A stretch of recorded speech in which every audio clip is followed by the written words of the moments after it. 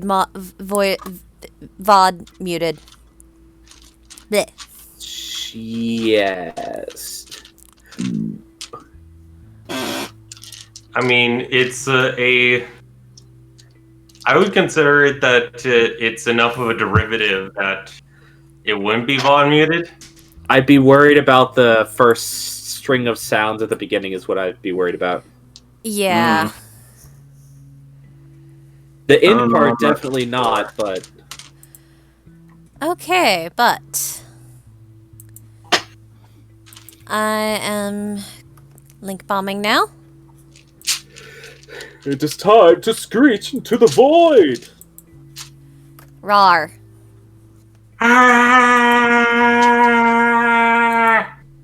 Okay, that's enough.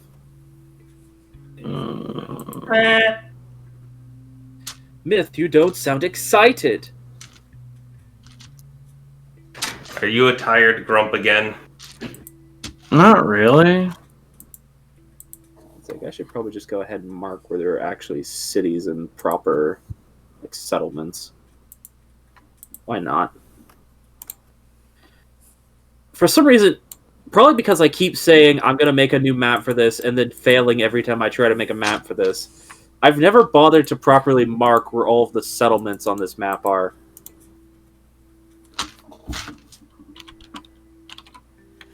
Fair. And it's really up to you whether you want to mark out settlements or not.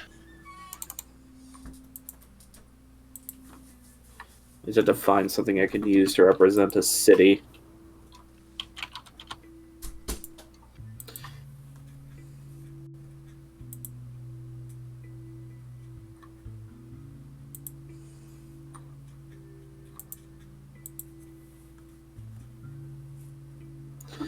Previously, I've literally just drawn little squares on the map.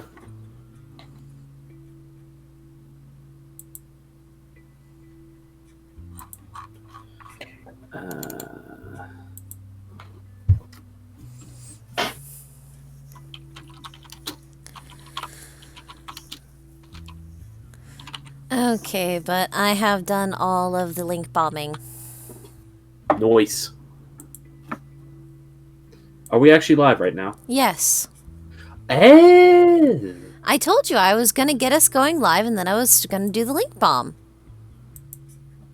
I was screeching about my own ineptitude. Oof. And looking at video of capybara. They are friend-shaped. The only mom-shaped animal.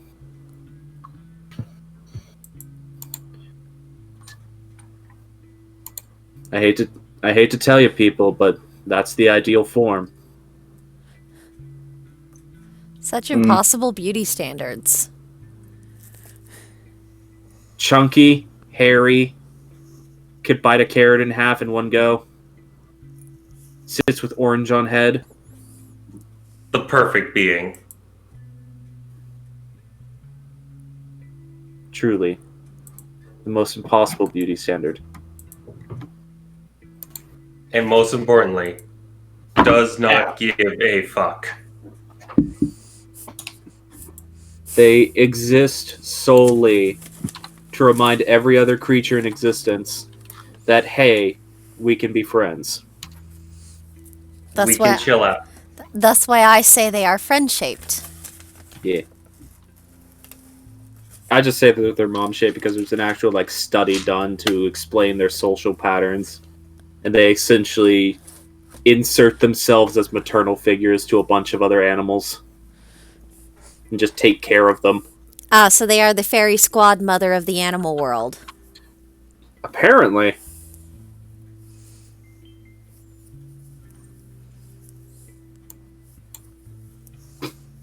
Nope, that has a background.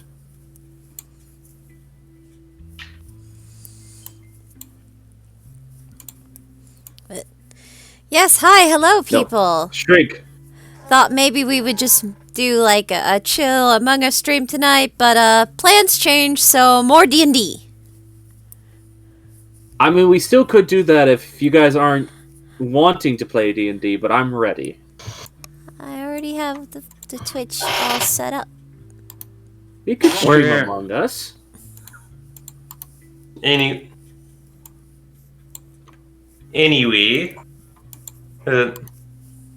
we got the D and Doozles. The Dig and Dizzles.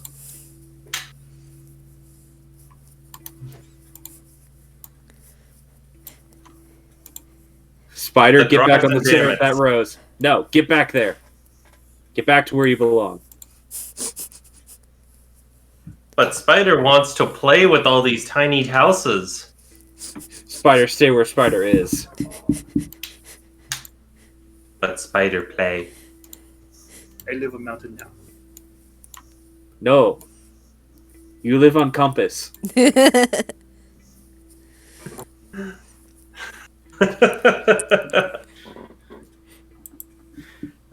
I'll keep doing that later. Alrighty. So, hello everyone. How you doing? I heard a deep resonant. I heard Myth talk, but otherwise I just heard a deep resonant grumble from him. Hmm. I just feel like that's the most appropriate reaction Myth has ever given. But fair. I'm doing alright. I got to have crab sushi today. That is very It's- good. It was tasty. And then I ate a hamburger, and it was still tasty, but disappointing compared to the good sushi. That's fair. You have one good thing, and you follow it up with another good thing, and you're just like, wow, that second good thing could have been better. Oh well. Oof. I'm just glad I actually got to go have lunch for a change. I don't ever get to do that anymore. That's fair. Alrighty then. I'm just gonna crack my spine real quick, and then we can get started. Don't go too far. Too late. Spine right angle. I'm a Ooh. 90-degree man now. It's a serious case of hypothermia. I mean, you're not wrong. All right then. So, if everyone's ready to get started, I'll start screaming. Okay. All right. Last time on the Scattered Realms session, whichever one it was, 83, I think. No, 53. 53. I don't know why I said 8. I'm dumb. Five and eight looks similar. It's been a day. Last time on the Scattered Realms, session 53, our band of intrepid adventurers, Javinche, the human spell dancer, Morrigan, the hexblade warlock, Failsy, the sorcerer, and Brimstone, the somehow not smited. The party found themselves at a loss, both for their now missing companion Keta, and for a lacking sense of direction as well. With too many directions to turn to, they decided to go to the Emerald Bastion, both to seek aid for their two injured allies and to get some idea of what their next step forward should be. Sort of picks us back up to where we have just left off as you all are walking and have just arrived back at the carriage, stepped inside, only for both Graynham and Madame Elway to sort of stop dead with this strange look shared between them. And Da Vinci was the only one to try to incite them, and he got a nat 1. I will permit another roll since it's a new session, and I am a kind god. Brimstone is already assuming the worst. I think Da Vinci is the only one to do it because he was the first one to see it. He's the one who's actively guiding Elway to Graynham, so he would be kind of the first one to notice there being a particular look. Yeah. Hey! That just means it was meant to happen. May I insight?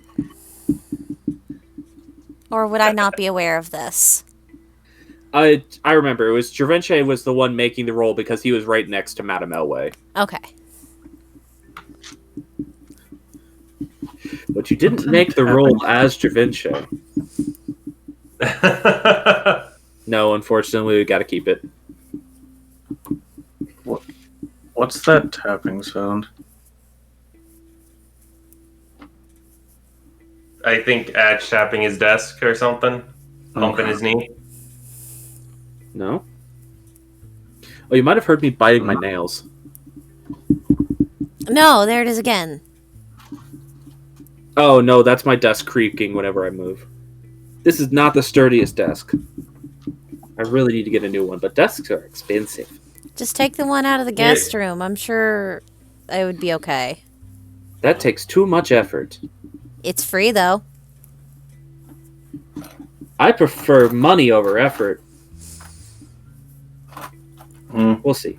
Also, I don't know if I like that one very much. That's It'd be fair. probably pretty hard to get out of a doorway and into another doorway. That's Anyways, fair. That's fair. unimportant right now. So, yes. Javinche, your only assumption can be that they know each other, and you're worried about why.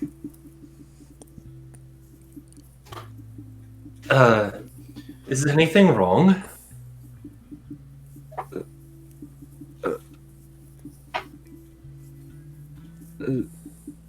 No.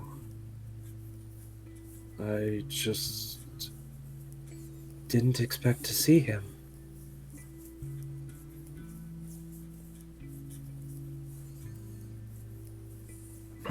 They both seem awkward, and at this point, everyone else, you'd be sort of aware of the situation if you want to try to insight as well. Yes, please. Yes. He sucks it inside, but give it a shot.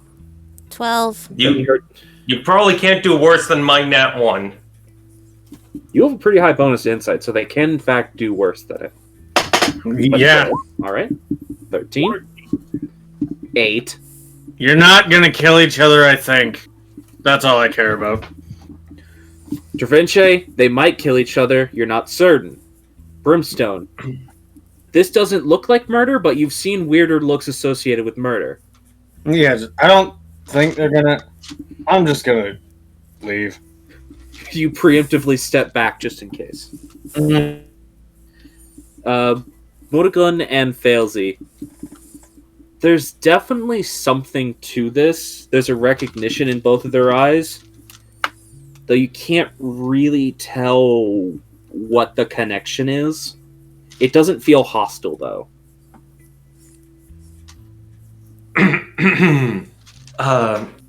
They're both currently just staring at each other and haven't moved.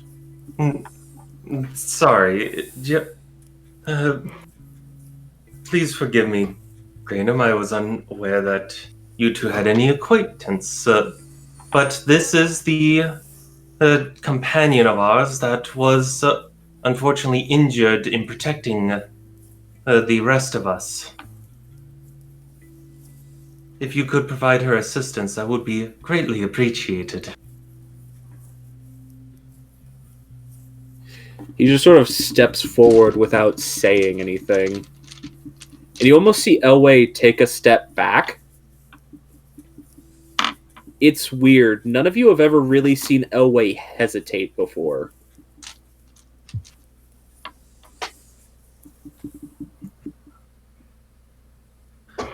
Is there something wrong?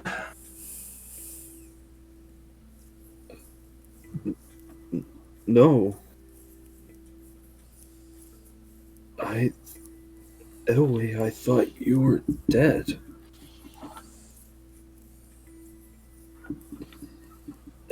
Oh, is that what this is about? Well...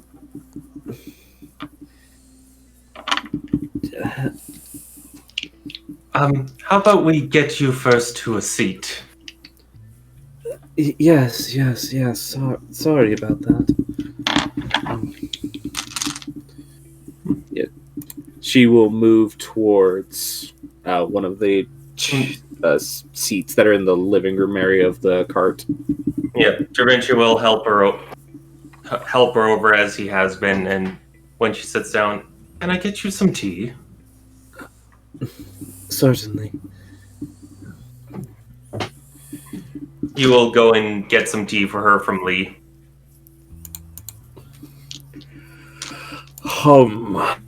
Something's going on here, and I'm not certain about it.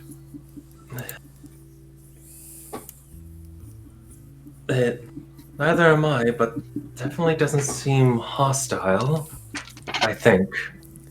It seems awkward more than anything. Yeah, it does seem pretty awkward.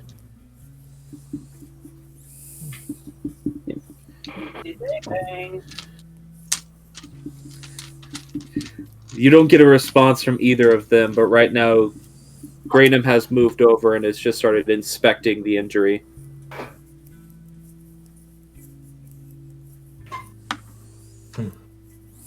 At that point, Dravincio would come back to provide Elway with a cup of tea.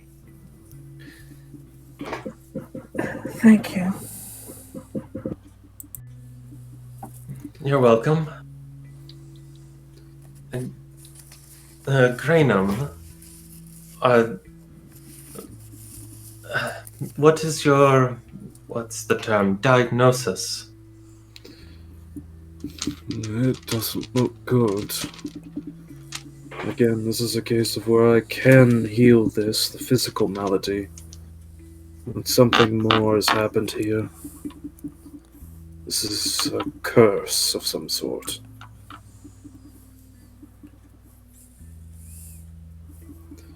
Again, I can heal the physical, but there will be a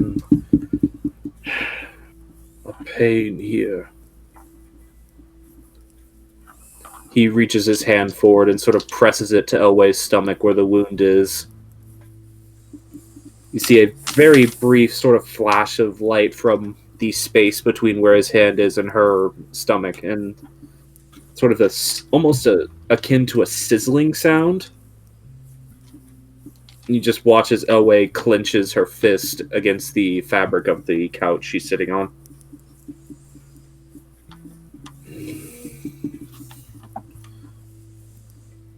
This is worse than I thought. You said that blade is what did this.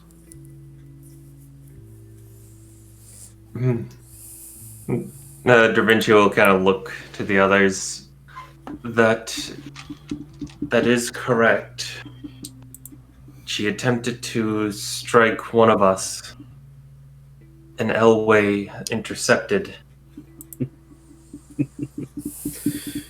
You've always cared too much for your children, Elway.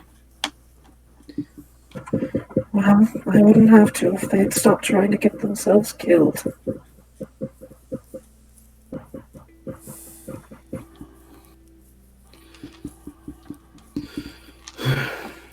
That's fair.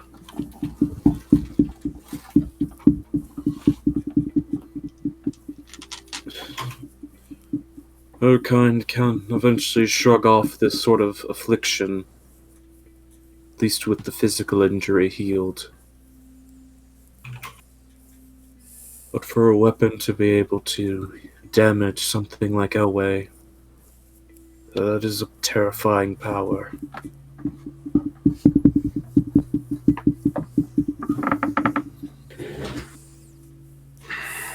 How terrifying. I assume you all know what Elway is. I imagine there's just a resounding silence, but a unified nod. Does that seem fitting for everyone? Yeah. I mean, do you mean like specifically or just like in general? That's a yes. Okay.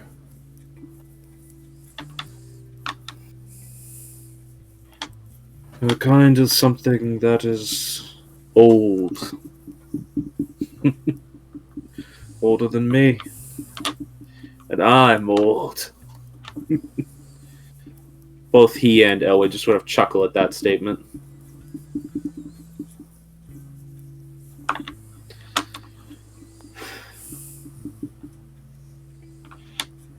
I don't even know where they come from, to be honest. I've heard stories from back when I first walked this world, but they were there even before it.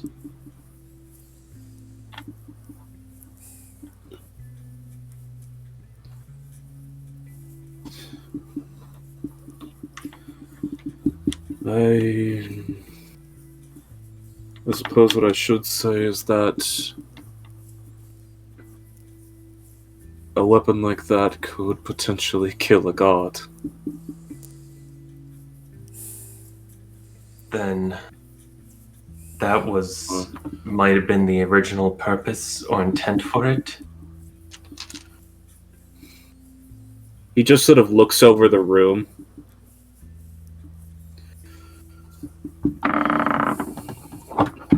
This desk is so creaky.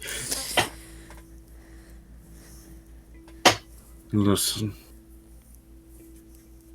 This person's intention. I believe that you all have a better understanding of it than even you can provide me. If they have weapons capable of doing things like this, they are scant few steps away from being able to make a true move against us. And a move we cannot counter. Well, she was very cavalier about dropping this sword. So it mustn't be very high on her list of god-killing weapons.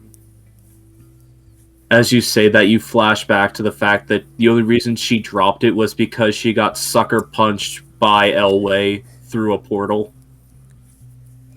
So Yeah, it wasn't really a willing drop. yeah, so more what might be the case is they might really almost desperately want this back. But they can't have it. It's my grandpa. Your grandpa? I don't... Okay, whatever that happened. You said it. Well, if Arya is to be believed.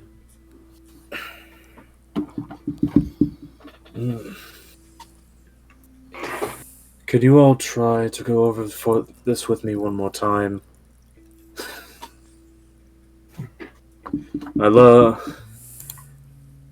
Valorwind is a very useful companion for his fighting prowess, but he's a bit of a loudmouth. Yeah, a bit. Yeah, we'll go with that. Cut him some slack. He's called a hero king for a reason. They would not be anything if not for their pride.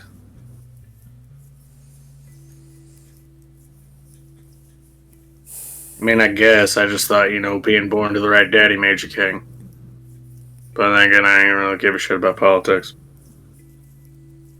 Well, that would be the case in this kingdom as well.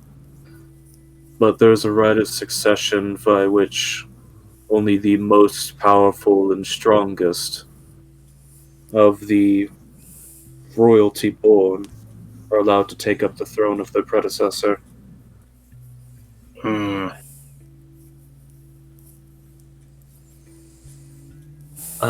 Should we maybe start with discussing about Fellhaven as a whole, since it seems, per my recollection, you and yours are rather unaware as the ongoings of Fellhaven as a whole, and Well, yes, Fellhaven is an independent kingdom. It is not.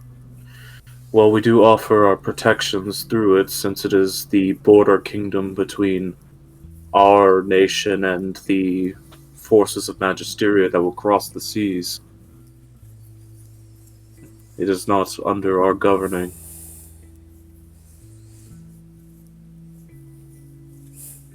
Due to the position in relation to the events of the previous war. They've always held their own sovereignty. Well, now its sovereignty is Magisteria.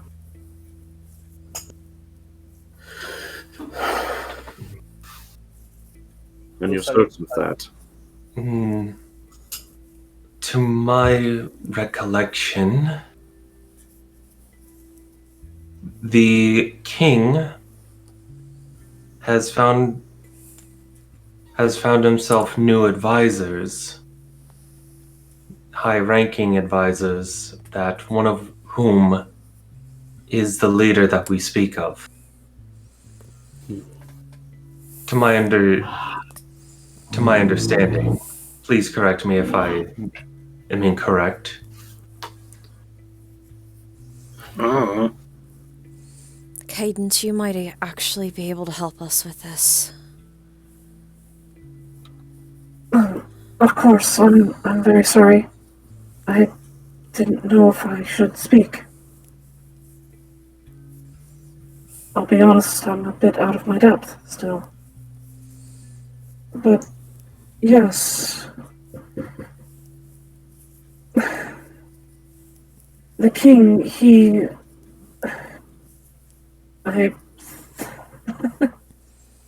looking back on it now, I remember my mother speaking of the fact that she saw to it that several of the seats were removed to make room for a new advisory force. I thought she meant in a political sense, but I'm beginning to grasp that that was potentially an underestimation.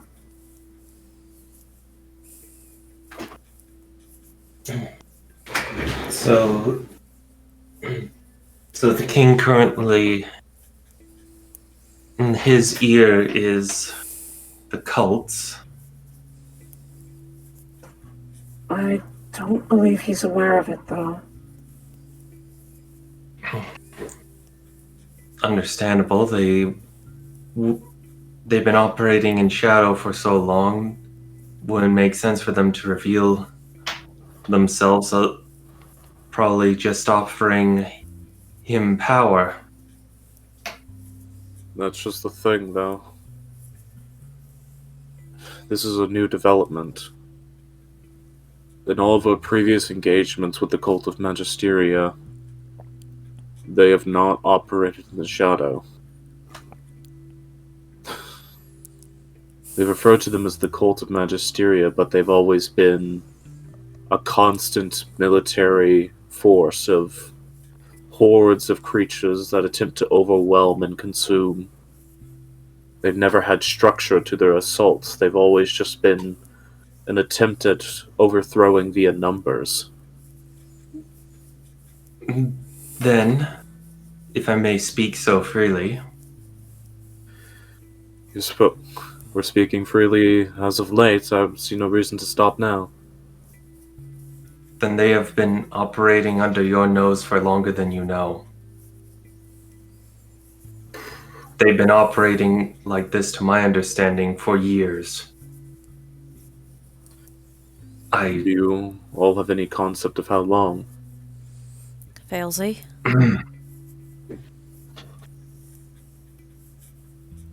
What is it? You've complained about this before.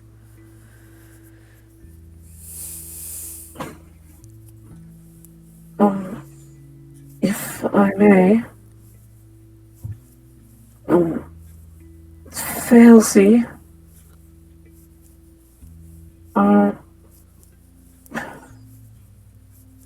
when you were taken away is when Mother first started making these strides.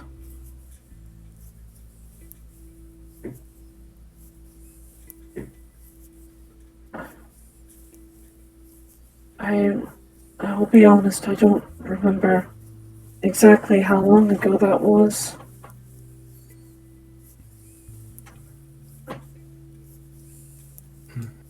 Would that be a history check for me to pinpoint how young Failsy was? I mean, if you actually have it written down in your backstory, you would know how old you are, or how old you were when it happened. Otherwise, your best estimate, I believe, Failsy was around 5 or 7-year-old whenever she was first pushed away by her mother. I'll go with 5. Yeah, she was pretty young when it happened.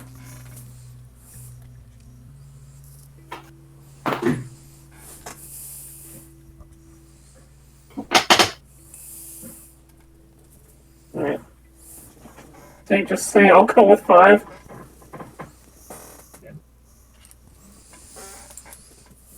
And forgive me, but how old are you now? Failsy has to think for a moment on that.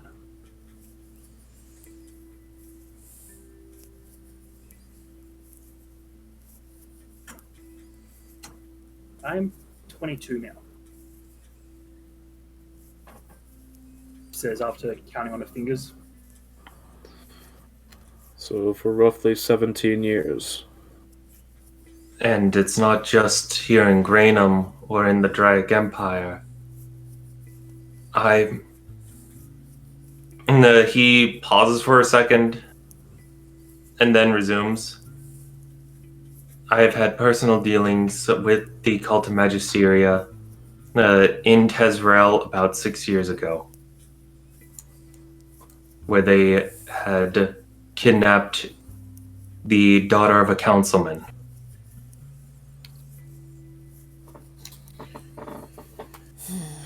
It's a rather serious action. It seems like something that should have been reported then, but I don't remember seeing any reports about that.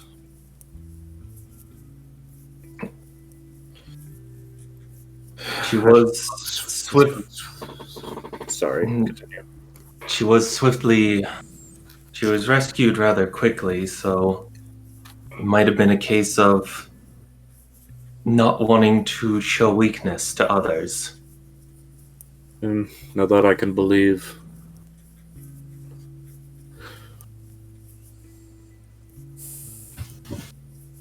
Ignesia has never been one to admit her faults nor the weaknesses of her council. She's a prideful sort.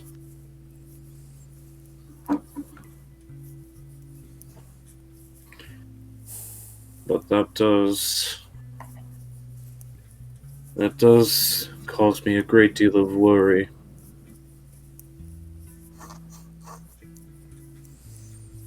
I suppose I should not be too surprised that it is those two locations that are being affected. Both Tezroel and the sovereignty of Fellhaven are the forefronts on the conflict with Magisteria.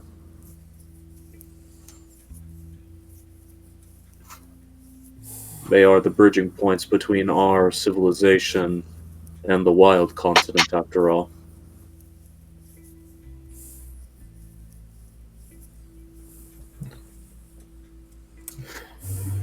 We also have news in relation to the scouts that you have been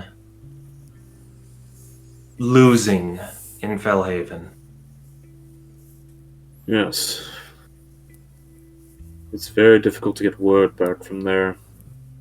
You've mentioned something about a device within the grounds of Fellhaven, correct?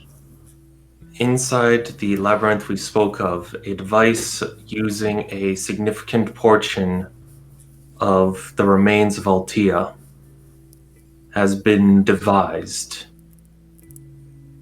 Its purpose is to produce an effect which dampens strong emotions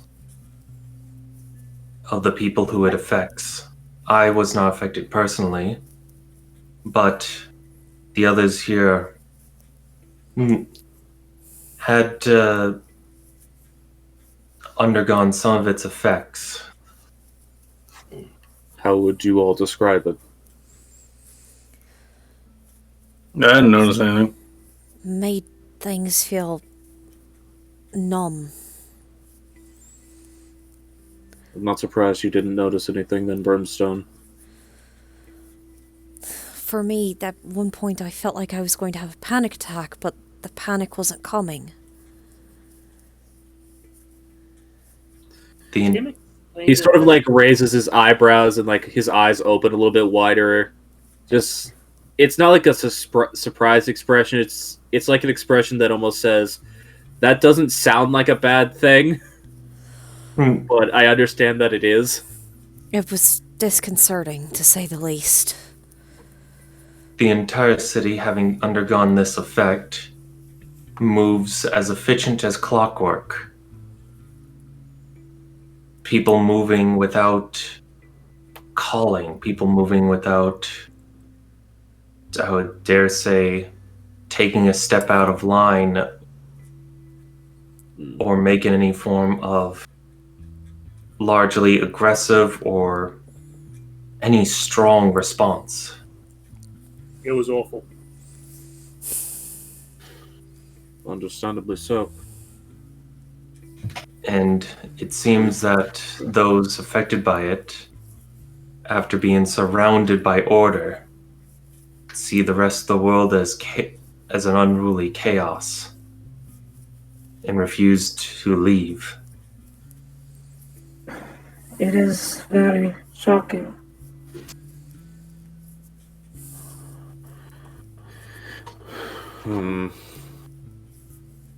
I suppose I can understand why they would have that perception of the world then. I guess that would also explain why our scouts have gone missing and never reported back. We had honestly simply thought that it might have fallen in the wild. They likely become a part of the machinations of the city. I mean, some Fair. still could have been felon by beasts, but the grand majority of them have probably just blended right in. Of course. I would not be surprised to see some filmed by beast. And the pathway between here and that nation is dangerous. I'm surprised you all had no issue with it, though. I assume Galadriel did assist you quite a good amount.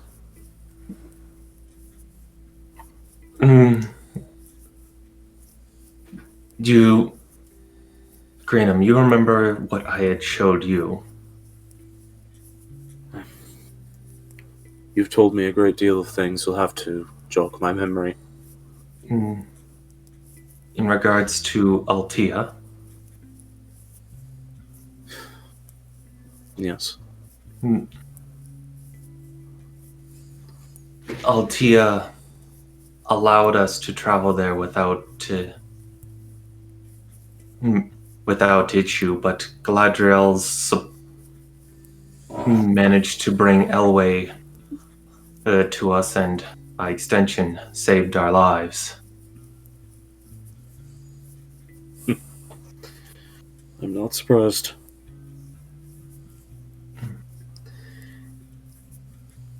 He just sort of looks up at her. Again, there's another expression on his face that seems odd. Insight? Like, yeah, you all can insight it. I'd actually say that Modagun and Dravinche, That's a 4. you can both make this with advantage. Oh, 13 then. Oh. Well, I'll just re-roll. That's a 22 for Dravinche. All right then. Do Brimstone and Elsie is not paying much attention. all right, no, You Failsy, you're playing with the sword again. Brimstone's just mostly trying to see if they're trying to kill each other yet. Brimstone, they're definitely not trying to kill each other. Okay. And both Dravinche and Brimstone, you actually recognize this expression from different sources and in slightly different contexts. But Dravinche, you've seen this expression plenty of times on the faces of your siblings anytime your parents would come home. Brimstone, you've seen Redemption have this sort of soft, caring expression towards Wilton, much to his chagrin at many times. It is the face of a child looking at their parent. Oh.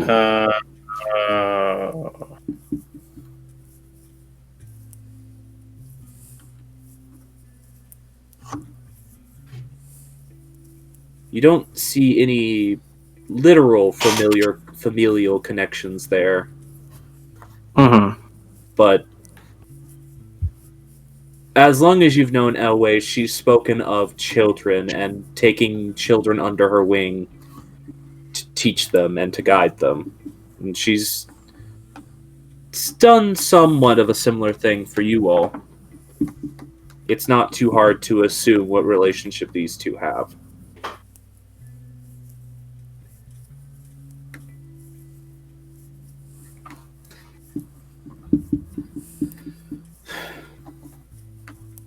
I see. This is quite the situation.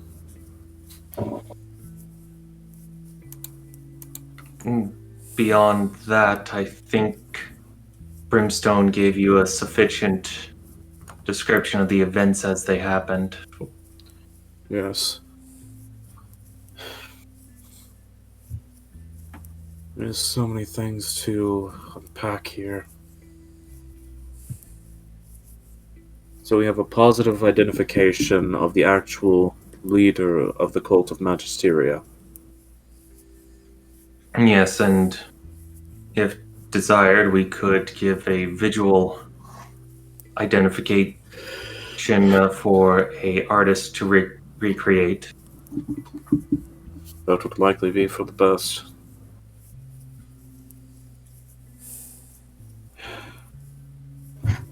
You all may in fact have, for as much as this has caused a great deal of issues. And you actually see like a pained expression cross his face. And though you've lost someone,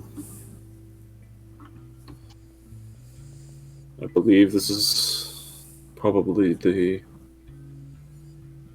best outcome you could have gotten with the given situation. It's a lot of information to work with. And you all potentially have a key that might upend this entire conflict.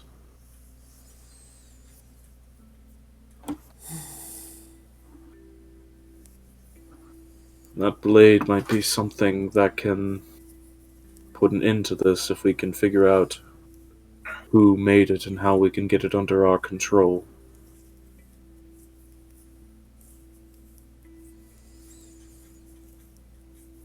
That I have had personal dealings with Fuyumi, Mistress of the Frozen Valley, as well as Akari, Master of the Spirit's Flame. If we go to the Draic Empire, I might be able to seek the Council's help. I see. I've said this before and I'll say it again. You've certainly gotten yourself tied into some interesting situations, haven't you? With my line of work, wouldn't have it any other way. Fair enough.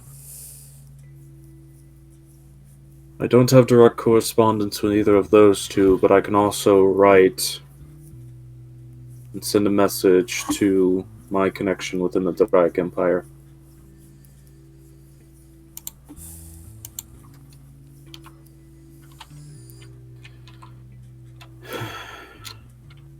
My apologies, but I think as well, some of us will require some form of passport or permit to enter into the Blossom Kingdom. I'm able to enter, but I'm not sure if everyone else can. That can be arranged. And I have a more important reason to go there.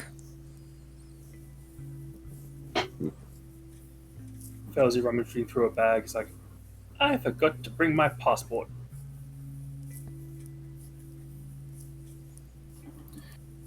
Well, from what you've told me before, you're actually a member of the Zemodus Temple, are you not?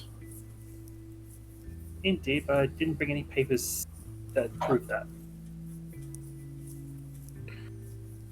Well, your attire proves it for the most part, and the border guards of that nation, they can tell whether or not you're telling the truth in any sense of the word. This is why it's so important to have your affairs in order if you intend to go there. There is no lying to them. Trust me, there was a... He just chuckles to himself. There was almost a political upheaval when Ignesia tried to go there once. It was not clear about why she was going there. And they were not happy about it.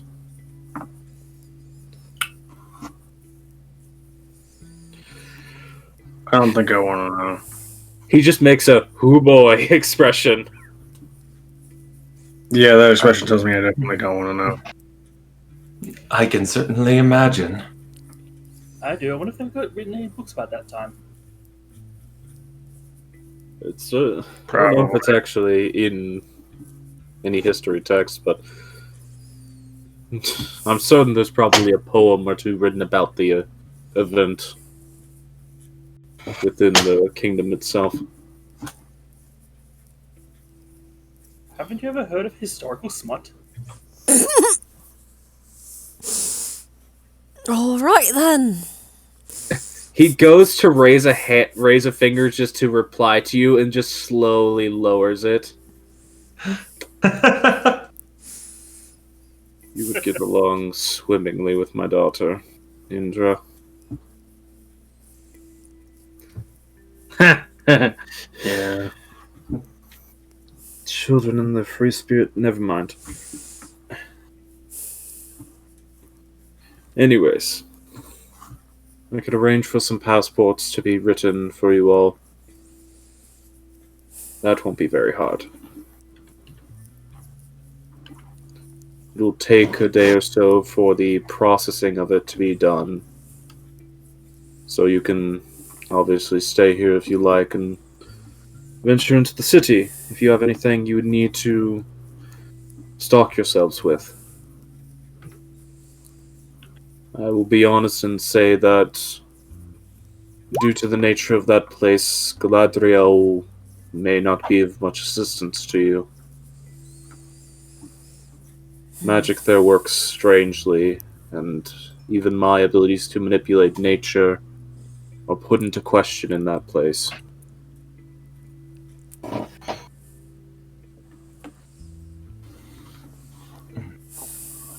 I understand. For reasons I believe you all are aware of, I'm not exactly in charge of nature the way people think I am.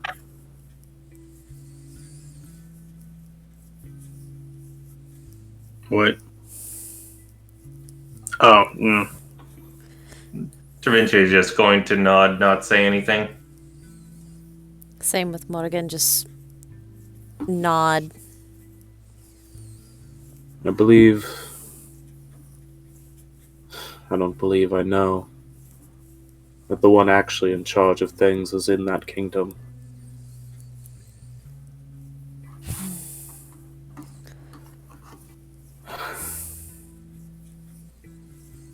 Though with Kethler not with you, I don't know if we can Her bag. pursue that. There might be something in her bag for it. I don't know. It got left. I grabbed it as we were running.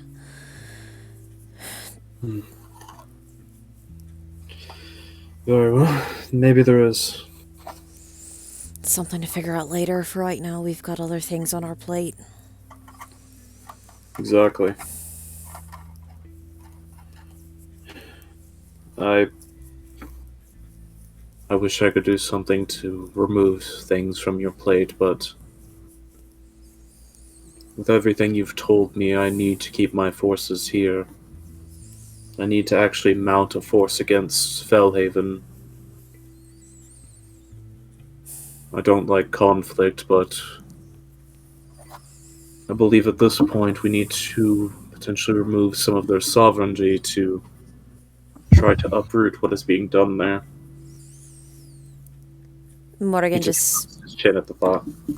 Morgan mutters something under her breath at hearing that. He's going to try to perception to see what you're saying. I guess it would be like stealth to try to not be heard? Pretty much, yeah. Okay. I imagine a god's going to beat a 12, though. He's got a pretty high wisdom bonus. But he's old. He's old, but he don't age like a human. That That would be a 24. Yeah, what he hears her mutter is, I guess the Revenant Regiment is going to come back then.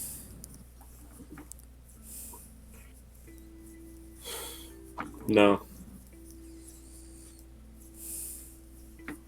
I will be honest, I never approved of that. Not truly. Of course, I can't keep Word. secret by whispering it around a god.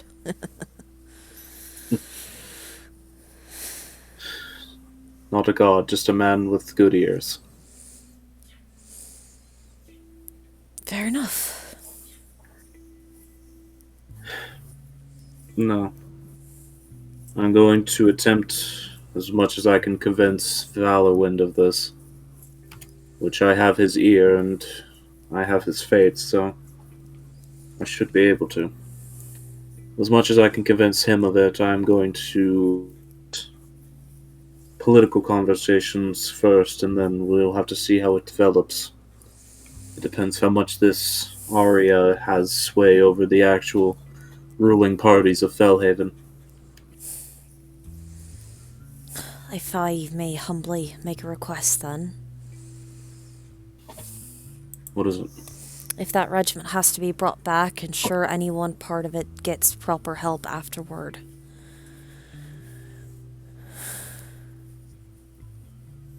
I realized that the people in that regiment were affected quite heavily by what was done to them.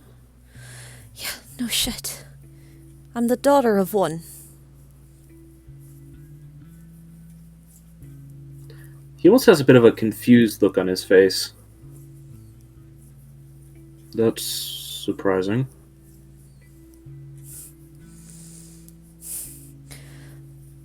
Why is that surprising? From everything we were told, most revenants couldn't have children. I suppose there are always outliers, though. Well, he was able to have 3 of them. He must have been a virile man in his day. I probably shouldn't say that. I'm very sorry. That was an awkward thing to say. I've heard Oh, worse and said worse about my old man. Fair enough. Still.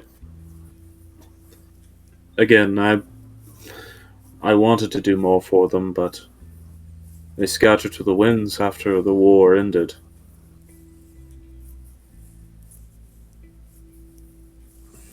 For obvious reasons, they weren't most of them were not particularly interested in staying with our military. And I can't blame them.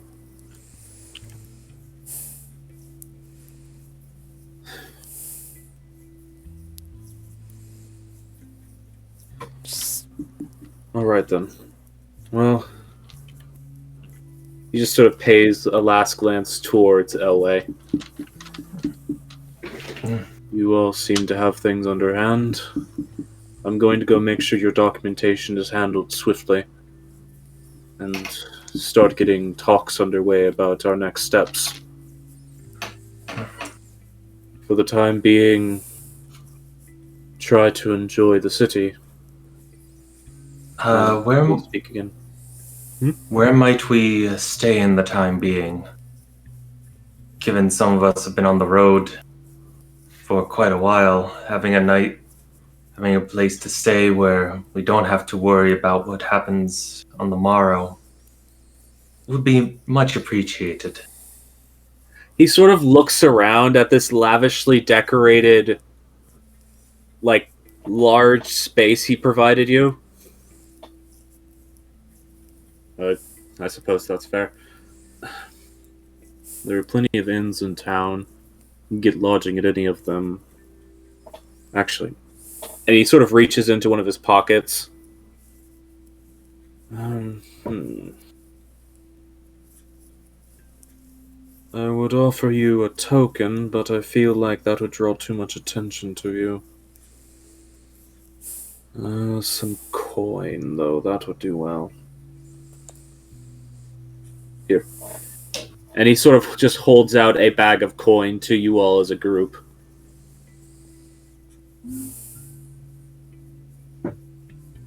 There should be plenty to stock yourselves with supplies and lodging for the time being.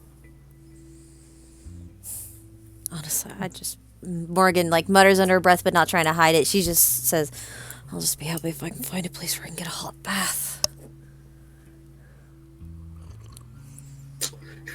He then looks back towards, like, looks around himself. I can try to provide you all with a different card as well. This was a bit of a spur of the moment creation at the time. And it has been very useful. Certainly a lot more comfortable than walking the whole way. I don't mean Wait, did you mean to say you made it out of nothing? Sorry. What was that, Brimstone? No. Good. Yeah. Good. Danny. Sorry. I will be honest, these spaces cannot be made much larger, so perhaps if one of you wishes to create a floor plan of something, I can have it made for you.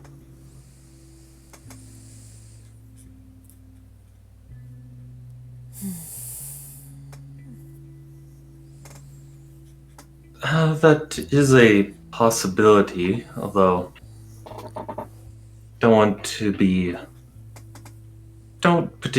wish to be too demanding on you. I'm literally asking you all, though I know you'd probably do it anyways, but I'm still literally asking you all to have a hand in trying to save the world, I suppose. Which one of us has the higher demands?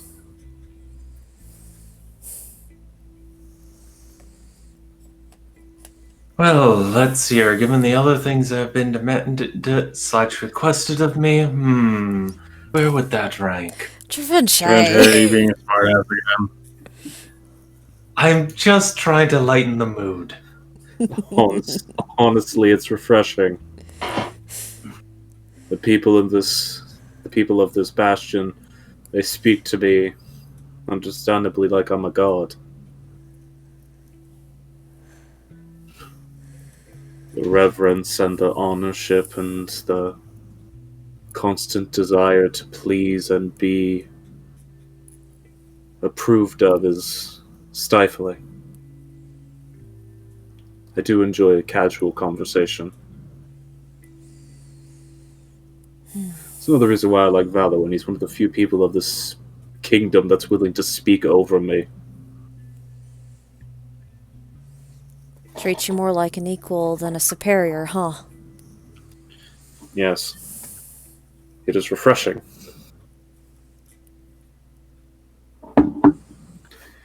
Well, is anyone going to take this bag? Because I've been holding it out to all of you for the last 2 minutes. My Sorry. apologies. No, Da Vinci will take the bag. It feels fairly. Here's the weird thing. It doesn't feel particularly heavy, but it's when you hold it in your hand, you feel a lot of individual items in it. Like it jingles. Da Vinci will take a look inside. I mean, just from Da Vinci's previous history, you know the feel of a bag of platinum coins. Yes. Yes, he does. He's got a bag on him. Yeah. I mean, you make a lot of money, but he's assuming this is actually. I'm going to roll for this real quick. This just happens to be what he would have on him at this moment. Grandpa gave us his pocket change. We are blessed. Now take this and go get yourself something nice.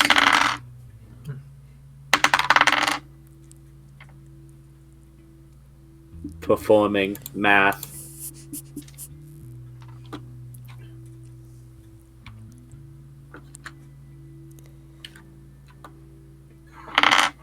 It is a bag that, at a glance, has probably just over 200 platinum coins in it. Holy shit. You will close up the bag.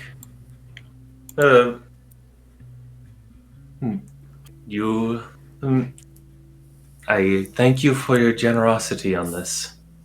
Yes. With the idea of also potentially getting you a new cot in mind, I feel like you should have enough to stay for a few days, and I definitely believe you deserve the respite. Don't want to take too tolerable long. Now let's see here. After leaving the Emerald Plateau, we've been on the road, / unsure about what tomorrow brings for what? What is it now? 3 weeks? You've, since the last time you were sure of where you were going, like, have utmost certainty, it's been an entire season. Well, no, he's just referring to when in the Emerald Plateau they were at least able to sleep. That's fair. But since leaving the Emerald Plateau, they went straight from the Flagora Desert to Fellhaven, where every night that they stayed there was like, what the fuck's going to happen? That's entirely fair. So this is the first time of like, okay, we can have a place to stay, and we don't have to worry about tomorrow a dragon attack or something. Also fair. What? Tomorrow, 20 dragons attack. 30 dragons! With the entire war host of Magisteria. 30. What? Yeah, 30 what nows? Well, I mean, now we're aware of what it is. Yeah, you finally have ascribed the name Dragon to it.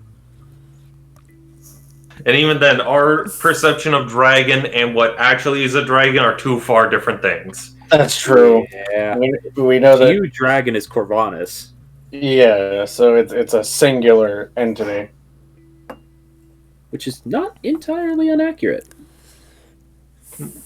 Given actual history stuff. Anyways. Well, I'll be making my leave here. One of you take the time to draw out that floor plan the way you like it. I'll try to make sure to include a bath. Just so you know, the largest these spaces can be is 30 feet by 30 feet. This one is, I believe, 20 by 20. Certainly. We'll discuss amongst ourselves and see about providing that to you. Of course. All right. Can Well, you hold one of these spaces on top of the other space? no, that would be a terrible idea.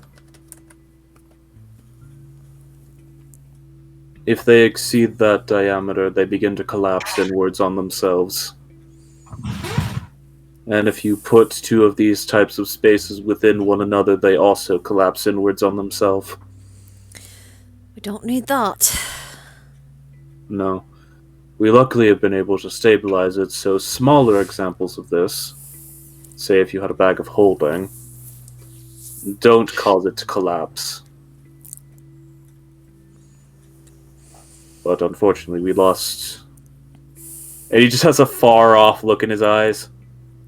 Quite a few research to that original discovery. But it would be safe if one of us obtained one to bring it into one of these carts, is what you're saying.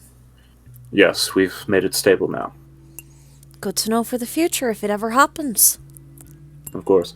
This has been magic we've been developing for hundreds of years now.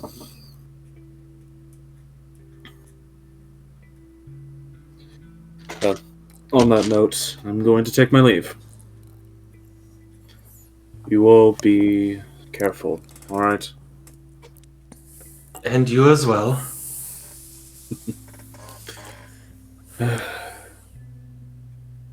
I can only be so careful. I have to go deal with politics. And on that note, he just heads out the door. Once he steps out, Da Vinci is just going to look to Elway. So, how are you feeling now? There is still a pain in my gut, much as he said there would be. But I do not feel my strength draining from me anymore.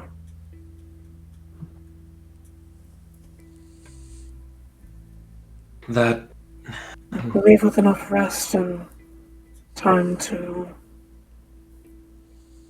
recuperate myself, I should be back to my old self. And she just reaches over.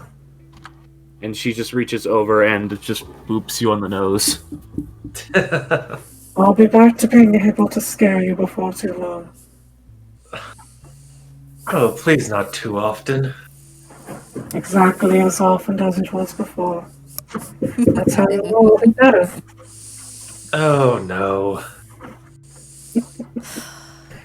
Da Vinci just does the whole arms in the air, shakes his head.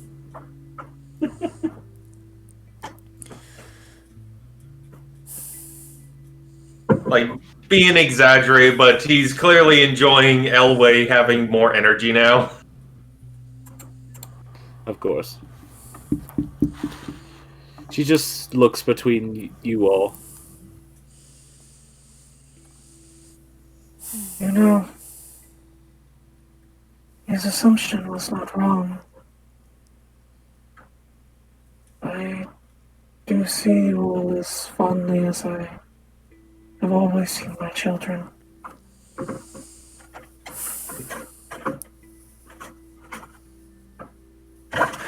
Huh. Even you, Brimstone.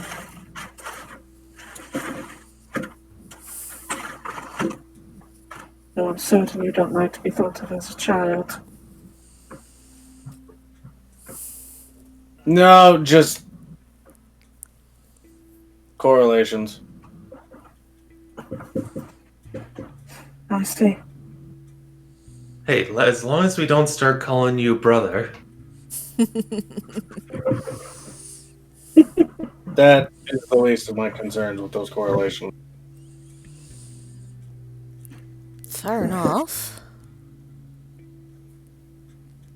I'm aware.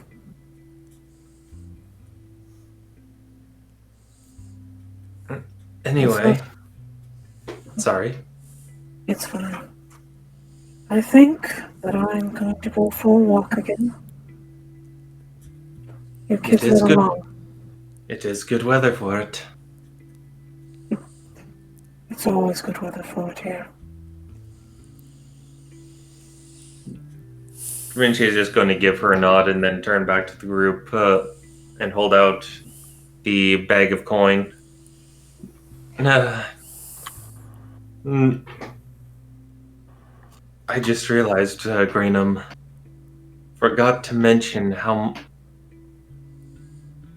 much it would cost for the cart, but I did just sort of think give that- you the last one. yeah, I think the implication was that he'd be footing the bill. that's what my assumption is as well. But he did provide us this in order to set ourselves up however we wish while in town. There is, well, Da Vinci is going to like set a proper count of it now. Yes, Da Vinci is going to set the bag down and do a full count. Inside that bag is exactly 244 platinum pieces.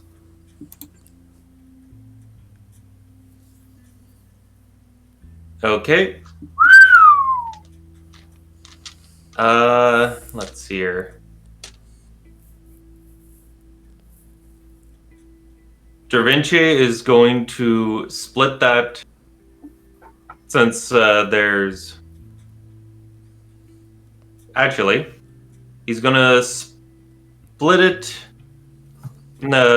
into 4 piles of 50, and then the remaining 44. And then he looks around the cart.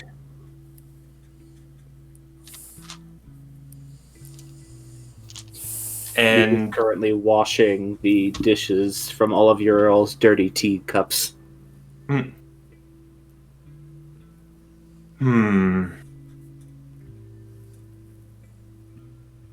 Let's see here. What? If you just want to have an idea of what the other people in the cart are currently doing, Yeah. Cadence and Leon, or Lionel. Lionel. My brain is goo. I was just like, it's not Elron. It's not Elron. Yes, but Cadence and Lionel just appear to be speaking to each other off towards the other side of the cart. You're not exactly certain of what they're discussing. You actually would notice that Sonata is standing just behind Morrigan. Is currently reaching up to like tug on Morrigan's the back of Morrigan's shirt. Yes, sweetheart, what is it?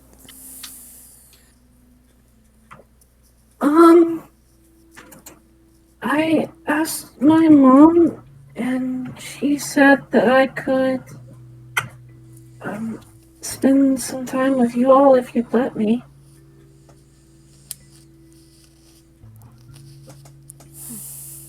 Morgan just smile. She just smiles softly down at Sonata as she's speaking. They said that they needed to talk about things. Just looks over to where Cadence and Lionel are speaking.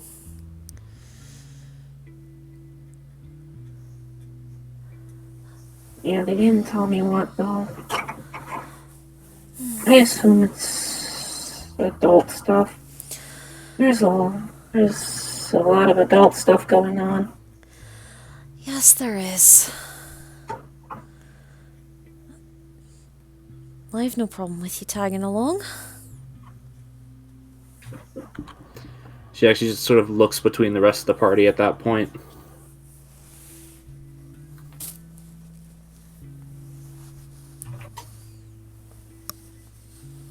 Oh, come on then, let's go make Raynham regret letting us in the city. Let's cause trouble.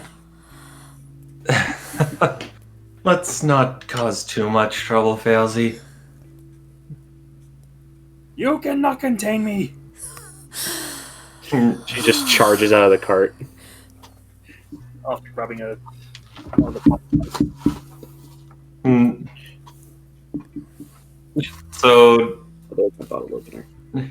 So Da Vinci will divide the gold into a few different piles. And the 3 largest piles he'll slide to the group for 50 each per person. Except for Da Vinci, who takes the smallest pile. And then the remaining 2 piles of 35 and 34. Da Vinci will pick the 2 up, go to Lee, give him 35 platinum. Why are you handing me money? His eyes just narrow at you. Because you need to purchase ingredients. You need to also have your place to stay, as well as you're part of the group. It's not fair to exclude you out. As well as, and he just kind of pats him on the bicep. You need to treat yourself to something. You've had a hard time.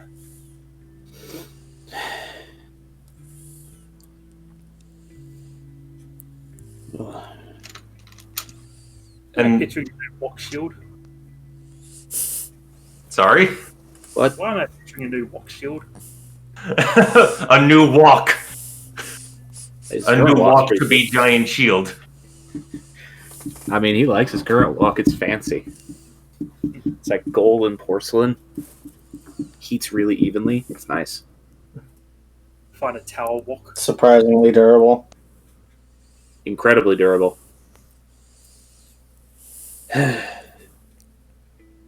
I'll be honest, Vinci. I don't have much interest in merriment right now.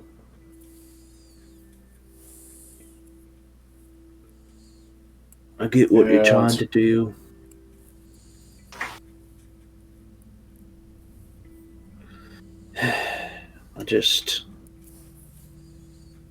I just hope we can keep things moving. It's up to you. I make sure to get the food for the cart there. Just Gotta make sure I have Well- actual meat and actual eggs for when we get it back. yes, we'll get to as good ingredients as we can so that when we get her back, you can make her the best meal she's ever had. Yeah, and one she won't complain about because I like to get the plant meat. Don't gotta kill anything for it. I'm still confused about where you found those, but They grow in the wild. They, Also, I I'm have sure- a small eggplant plant Mm, down here. He just is that a he plant just that lifts. eggs? You've all seen this before. He literally just grabs something from underneath the cupboard, sets it on top of the cupboard, and it's an eggplant. Looks exactly like an eggplant, a Japanese eggplant to be specific, where it just looks like it's growing eggs. He plucks one off, starts cracks it, and starts frying it in a pan. mm. Yeah. Mm. But this is also for if anything comes across your mind that you would like, you have a bit of spending money. I might try to get some more plants then. They're useful. Cuts down on food cost if we can just keep it growing while we're on the road. Maybe we'll see about setting aside a small space for a plantation. My kitchen does well enough with hanging pots, so you don't have to do too much. Fair. It's what I did when I was still working on the boat, after all. That kitchen was smaller than this one. Mm. Da Vinci will nod and Actually, he was about the same size. He was just more cramped. oh, that's good to know. I'm gonna step aside now. Let you resume back to what you're doing. Yeah. Da Vinci will walk to Lionel and Cadence and produce the remaining 34 gold. Platinum. Or platinum, Yes, Dimitri?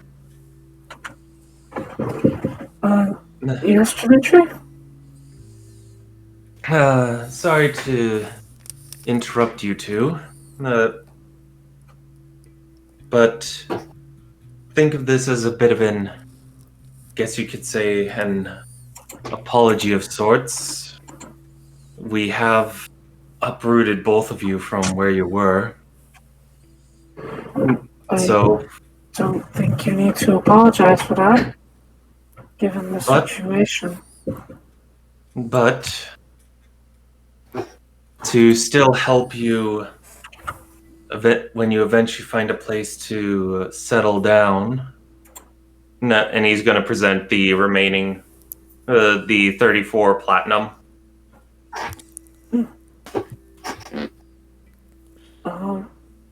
Some All right. something for the both of you to potentially cover some early costs, as well as to help you give you some spending money in the meantime for, say, getting all of you some new outfits, if you wish. That may not be a bad idea. Thank you, Da Vinci. You're welcome. Sorry? She just nods. She just nods towards you. He nods back, nods towards Lionel, and then goes back to the table.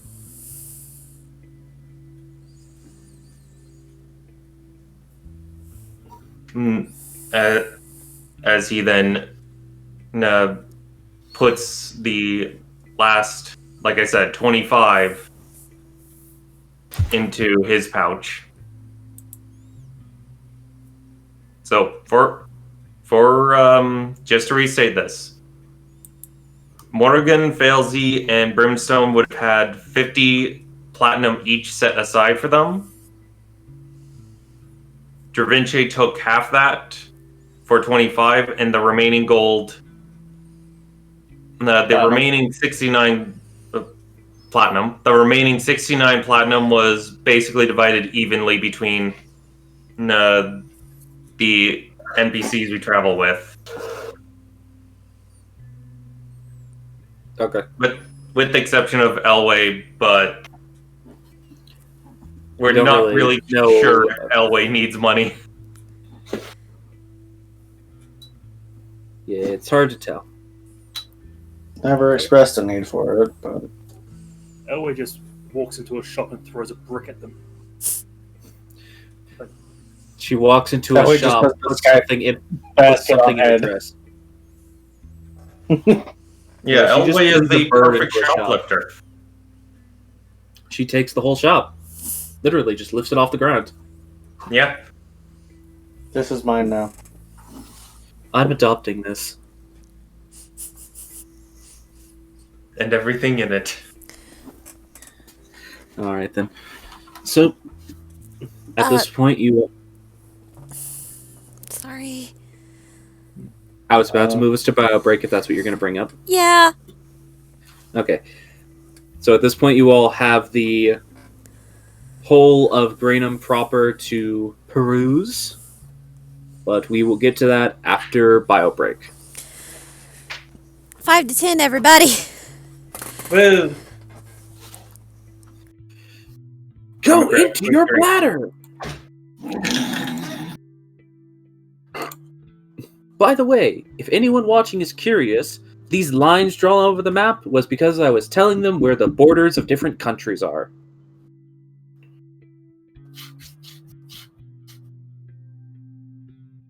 And what is owned by what country? Demarcation of territory. Yeah.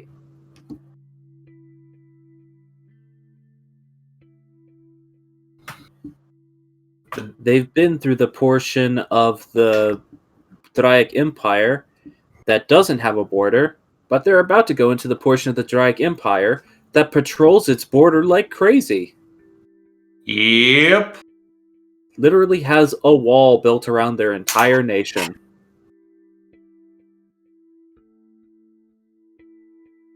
Great Wall China. And Da Vinci knows that all too well. Yeah. I mean, once you're inside, it's a bit more free flow, but in order to get in there, you've got to have some jurisdiction about you, or you have to wait for a while until you can get a passport.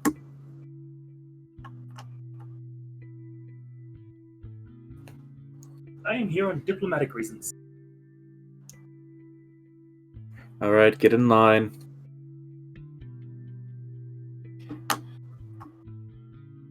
I mean, even with a passport, you do have to wait to cross the border because there is usually a constant string of people moving in and out. Might see some interesting faces there. We'll see. But yes. If I see Flair, I'm mugging him for his sword. Hi, Flare. Hi, Flare. Drop kick. What? What? Drop kicked.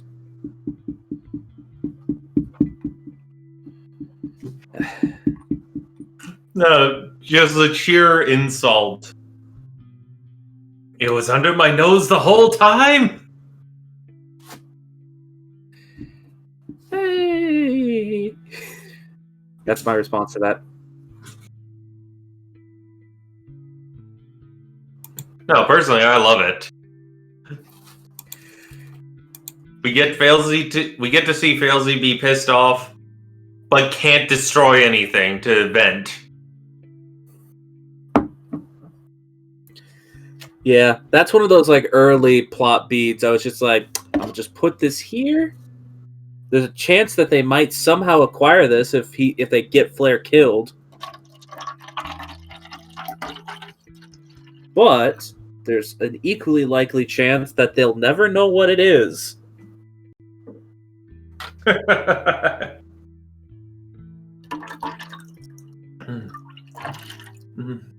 Find out that Faust's put a 50 platinum bounty on Flair's head. That's just what she used her money for. You act like he doesn't already have more of a bounty than that on his head.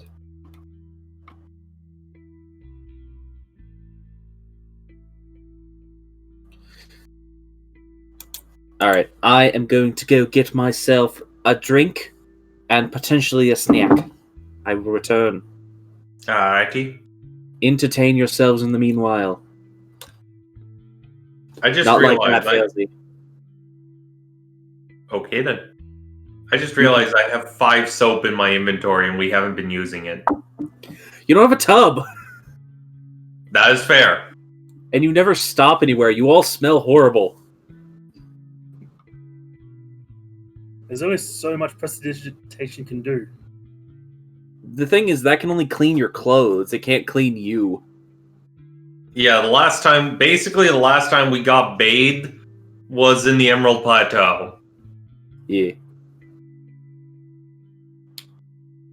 It's like Cadence and Lionel aren't saying anything. Sonata's used to it because she was stuck in that same situation as well. She don't smell great either. Failsy, Morgan, and Sonata. Graynham's used to the smell of dirt. And Elway, you don't know if she has a nose. So what I'm hearing is, while we're here, group spa day. There are definitely places you could go to in this city to have a group spa day. But yeah, I'll go get a snack and drink. Headphones are off now. Can't hear you. Bowsy needs to have a chat with Cadence about Sonata's schooling, so to speak. Oh no. It's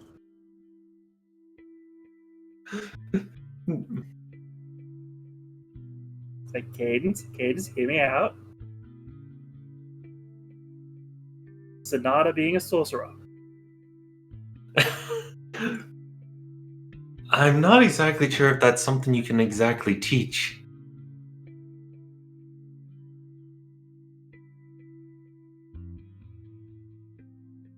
Well, Bowsy's got the idea of it because Sonata's also being used for magical extraction.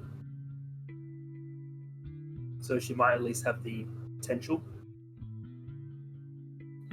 Now, we're not 100% sure about that. To our understanding, she fell on a container that had those shards and they embedded in her.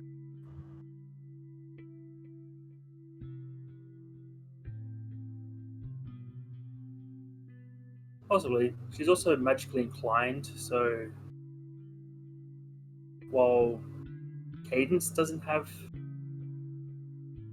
magical potential, Sonata does, which she also carries the same draconic blood as Failsy.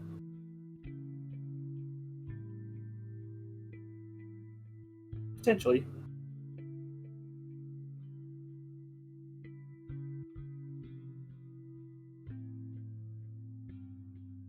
Also, I was just picturing Failsy with the half-rimmed glasses of a school teacher.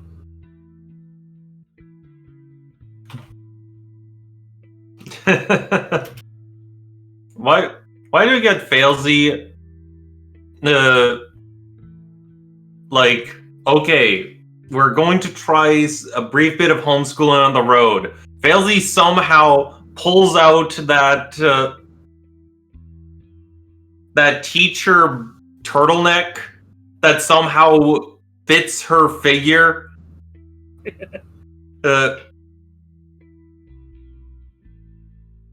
And skinny jeans, it's like, we don't even question where she got the outfit. We just assume that she stored it somewhere.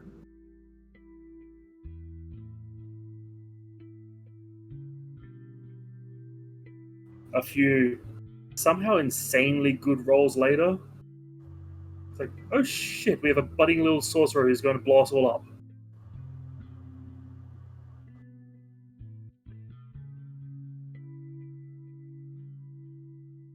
What?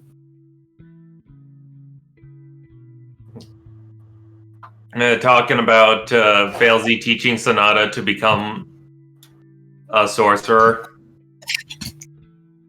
I mean, I don't know if you can so much teach that unless they've already expressed latent ability. Well, that's Although the I thing don't know that how. that's one of the things that she's currently at that stage where it's too young to show. I mean, not necessarily. Failsy suspects it, but it's hard to know. Yeah, I mean, it's possible. I mean, she is same lineage as Failsy. Yep. Oh. But also just joking that Failsy somehow out of nowhere pulls the stereotypical DTF teacher outfit. Hmm. And we just all initially just go, where did you get that? No, never mind. Oh, Brimstone would just be like, I don't want to know. I'm leaving. Yeah, just Brimstone walks out of the cart while it's moving just to get away from Failsy wearing that.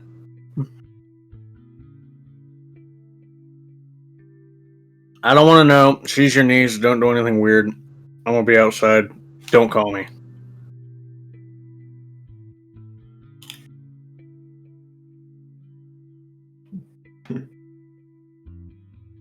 Watch him run back in when Felzy starts instructing how to use a fireball. Say, nope!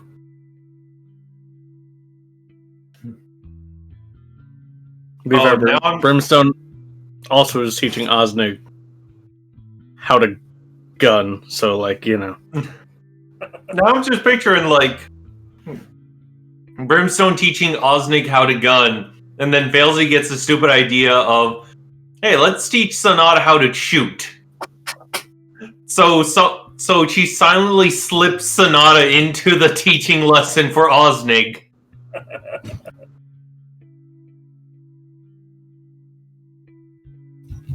Accidentally create a whole new class. Spellgunner. I mean, Gunslinger. that is a subclass of gunsmith.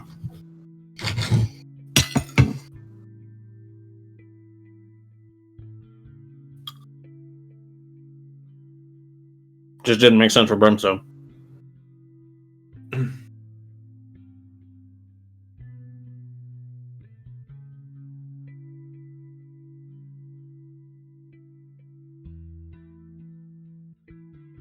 Are we waiting for someone, or?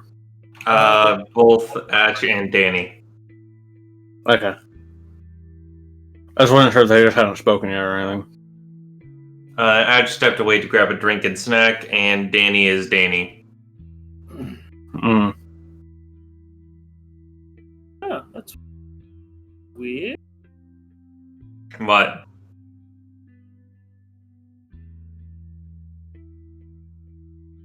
I'm trying to figure out if abyssal tieflings have dark vision. They should.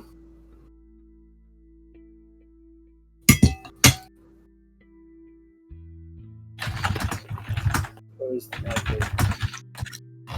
yeah, those are What? normal.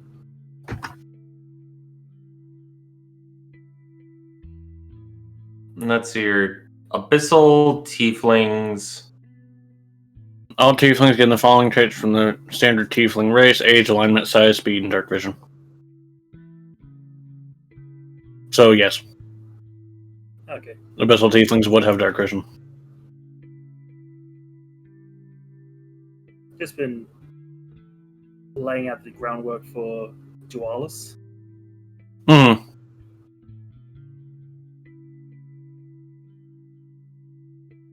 Yeah, so Race and background.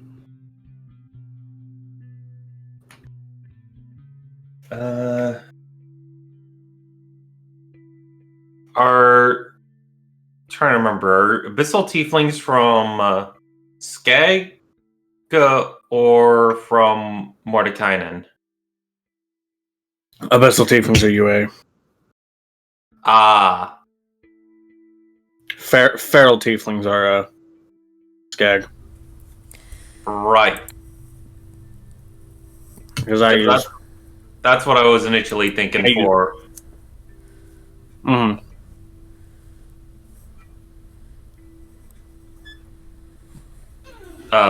That's what I was initially thinking when I heard Abyssal Tiefling. I was thinking the variants in Skag. But I think technically it is. They are the same thing.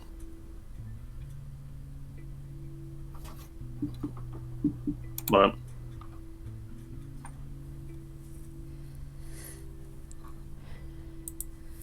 I like the last note of it though, in the Abyssal Tiefling. Yeah, right. Abyssal Fortitude. Your maximum hit points increase by half your level. mm-hmm. So Dualis would just have an extra 10 hit points tacked on top.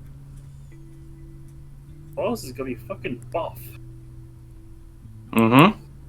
I mean, it makes sense given her, the fact that she's technically two creatures in one. Mm-hmm. Imbic. Although they're, Big. although they're symbiotic, so, you know, they're practically the same person at this point. Yeah, at level 20 they basically mastered being two people. have just gotten too close that you can't tell one from the other. Exactly. So yeah. And to be fair, Ataraxis has never really tried to distinguish between the two individual minds. It's just they're Dualis as a collective.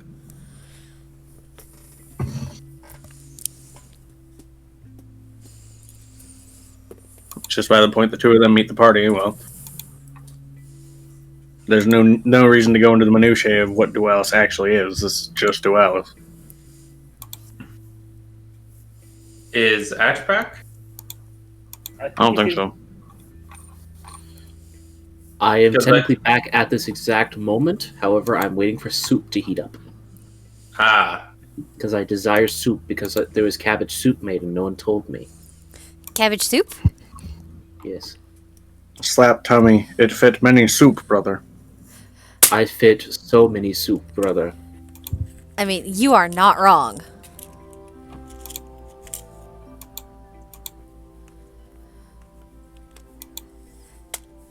I also like the idea of the fact, not necessarily that Ash drinks a lot of soup, he's just eating the cans whole. No. We're not going to my can biting habit. Well, also, though, Myth, knowing the way cooking is done over at where Ash lives, that soup is made from scratch. Cabbage soup is always made from scratch. It's the only way to make cabbage soup. However, we have recently found a really good canned cabbage soup. But it's not referring to itself as cabbage soup. It just calls itself seasoned cabbage. It's weird. You will have to tell me about Seasoned this liquid tomorrow. cabbage. We get it at Priceless. Anyways, I'm gonna go get my soup. Yeah. But how do you pay for it if it's priceless? It's the name of a shop, Myth. I know. I'm just being a smartass. I know. No, my potato.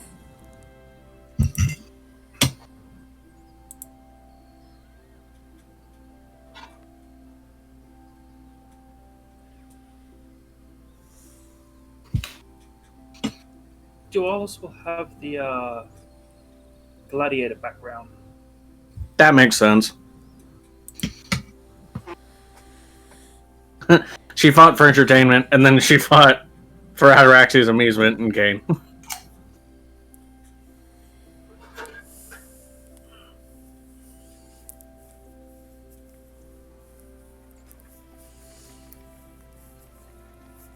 Ataraxis has a fight pit, and Dualis is just the champion with all the records.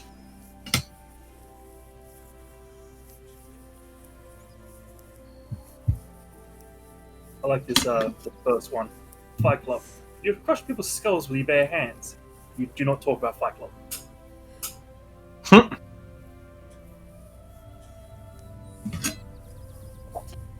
Crunch.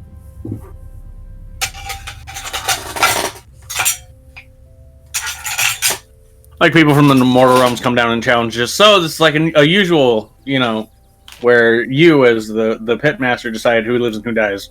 Ataraxi's just nope.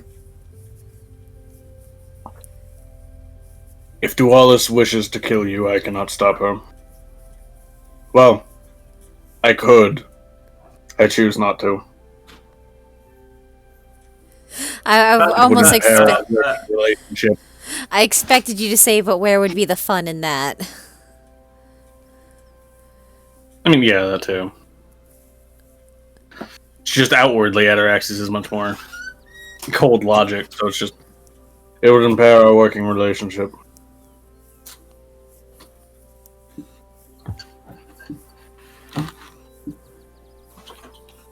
It's like this beefy barbarian coming down to the hells to challenge Dualis, and just as Dualis is walking into the arena, she starts as like her small child self and just slowly grows with each step. I'd have to double check the thing. I've returned with soup. Nice. I don't think it worked like that though.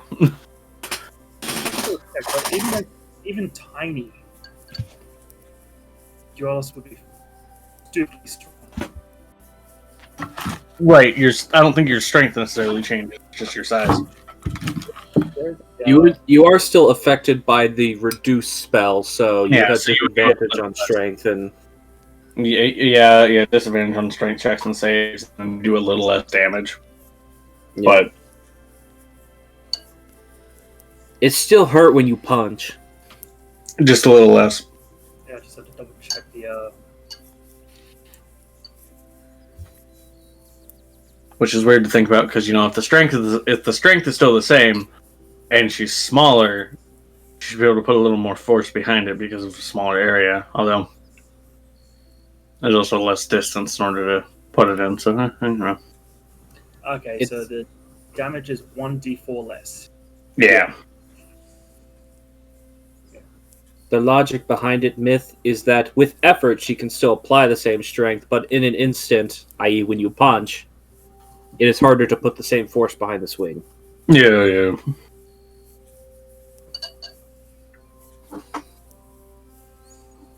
1d4 less damage is chump change when. Hang on. Where is her attack strength? Like 20 something. I'm trying to find where her symbiotic weapons are. Myself get absolutely soaking wet. It's raining man. Hey, calm down. Music.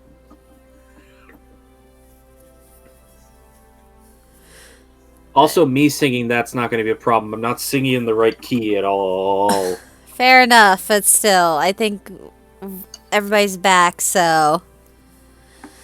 The power of soup. Alright. Is everyone back? Power of soup compels you. Power of soup compels you. It does. It compels me to eat it.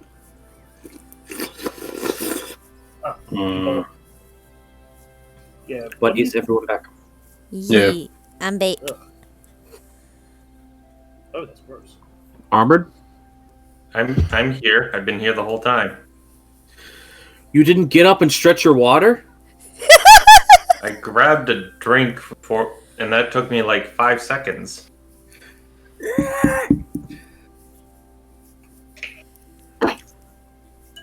Then you weren't here the whole time.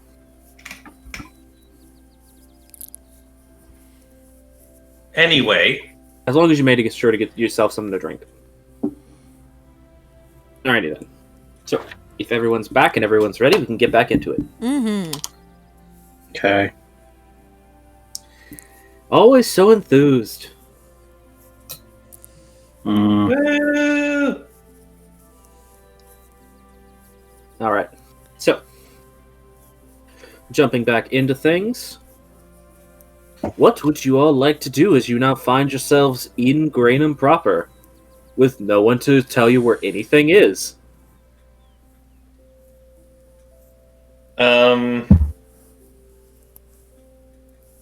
Look, by getting the right area, I know where I am.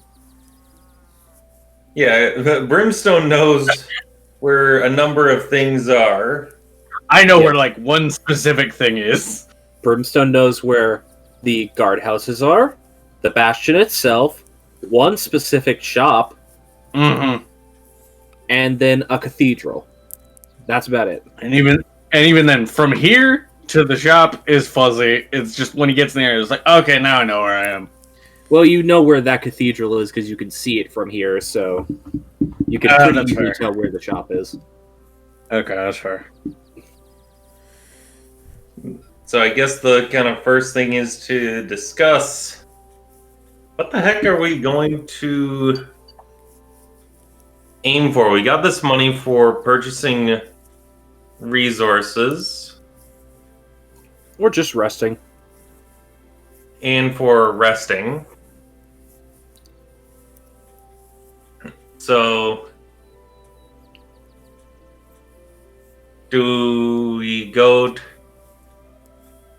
Da Vinci has a few things that he would like to do, but to just kind of discussing amongst the group, would Lee or Cadence and Lionel or Sonata, would they like to go anywhere? I think it was implied before we stopped for a break that Cadence and Leonil were going to be staying in the car to discuss something. Yeah, they, per what Sonata said, they are talking about adult stuff. Fair. So Sonata would. And she's coming with you guys. Yeah, would be joining Morgan. Lee, pretty much, you just watch as you told him that you gave him money. He agreed that he'll be using it to buy food and stuff. And as you guys are trying to figure out where you want to go, you just watch as he just walks away from the cart and just occasionally lifts his head up and starts sniffing the air. Time for the man to hunt food. He's gonna hunt for a market. I'm hunting for bacon. No pigs, bacon. Pigs is messy. Bacon is easy. I mean, you're not wrong.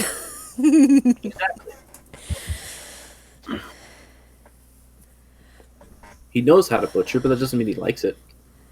This is fair. If Kenta was here, we'd go find pigs because she'd like them. Oh. And then I would kill them. And she would be like, ah! I don't understand why she doesn't like the plant meat. And then Da Vinci brings up the topic of rabbit stew, and then she just starts hitting him a lot. Just punch after punch. This is why I like Keta. She throws punch. Oh. Anyway. Alright, yeah. Lee is just that meme of the gorilla that loses its wife and is now sad. I guess Da Vinci would kind of take a dig at Brimstone and ask Brimstone to first show us the highlights of the city. You're asking the wrong fucking dude. Oh, come on. I know where. places. Yeah, a few.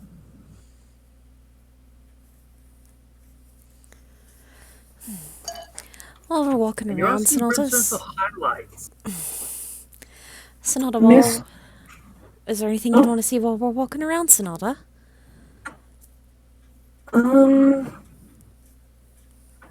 Well, Mom mentioned this, but we're all kind of smelly. Yes, that is one of the things on my mind is any bathhouse or place of lodging that provides baths would probably be a good first stop. Also, I'm kind of hungry. Mr. Lee seems nice, but he's big and scary. He's smart to ask for stuff. Oh, you don't have to be scared of him. He might look big and scary, but he's just a big old teddy bear. I know, but I don't like to bother him. He seems worried. Well, someone very important to him got taken. I know. He's just... Well, I don't think he'll ever be exactly the same, but he'll get to feeling better. He just needs time. Okay. You don't think he blames me, do you? I don't think he does. Nah, No. probably not. Okay. A lot of I what was... hope not. He's nice. I don't want him to be mad at me. I think he more blames Arya as rather than you. You were innocent and in the situation. I still listen to Grandma, though. She had you in a tough spot. Okay. Can we get food? Absolutely. Maybe we could I find a candy shop. Yeah. Mm. You just see the little sparkles light up in her eyes. I like to imagine that during the trip here, Sonata has helped Morgan finish off what potato candy she did have on her. Yeah. Now I'm picturing Da Vinci offered just one of the spiced candies, and she immediately turned it down after one taste. She just like sniffs it and she's just like, mmm. Mm-mm. Mm-mm. The face that only a child can make where the entirety of their face sucks into a single point.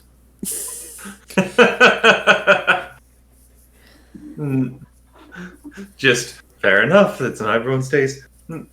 I would like to maybe see about if there's a trade guild in the area. I'm sure if we ask some locals, we'll be able to find something.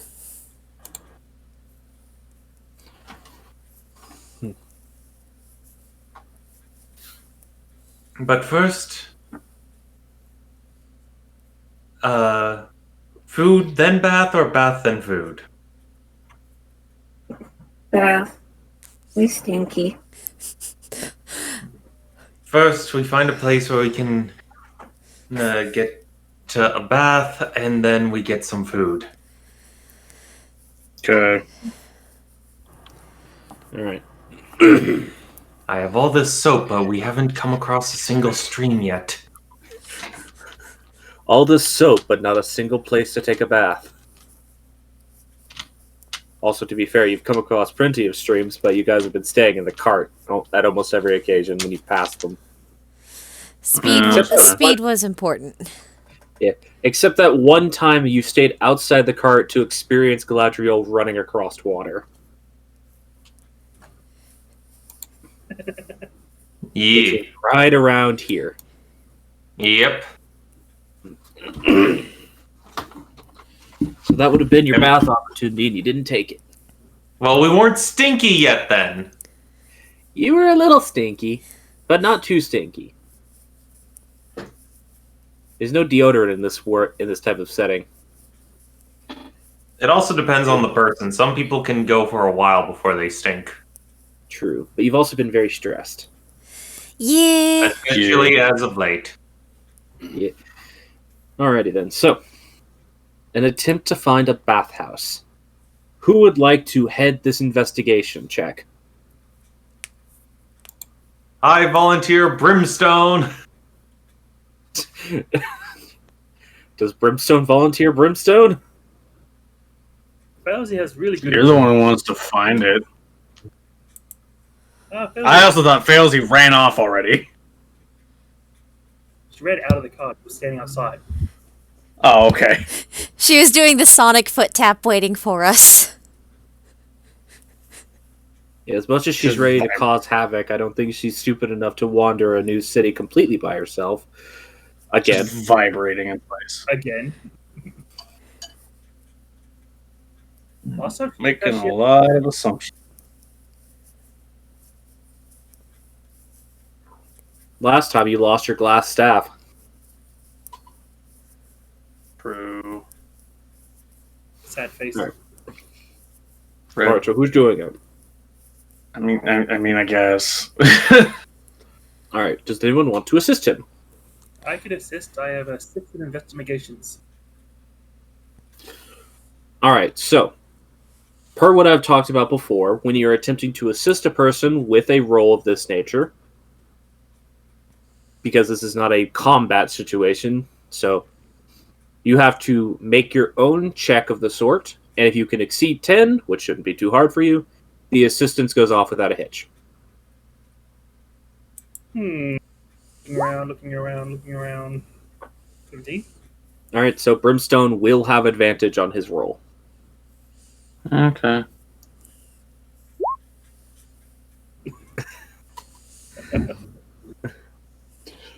At least he didn't have disadvantage. Luckily, this is not a high DC.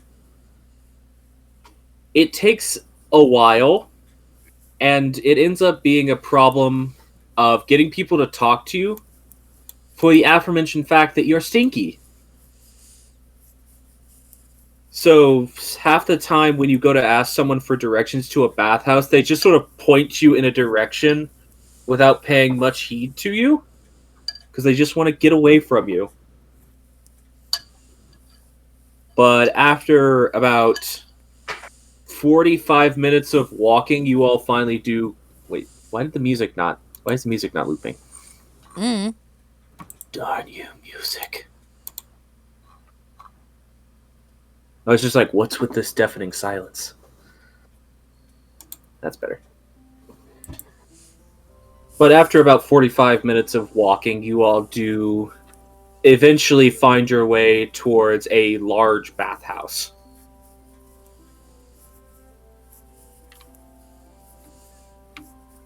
Let me get the name for this location.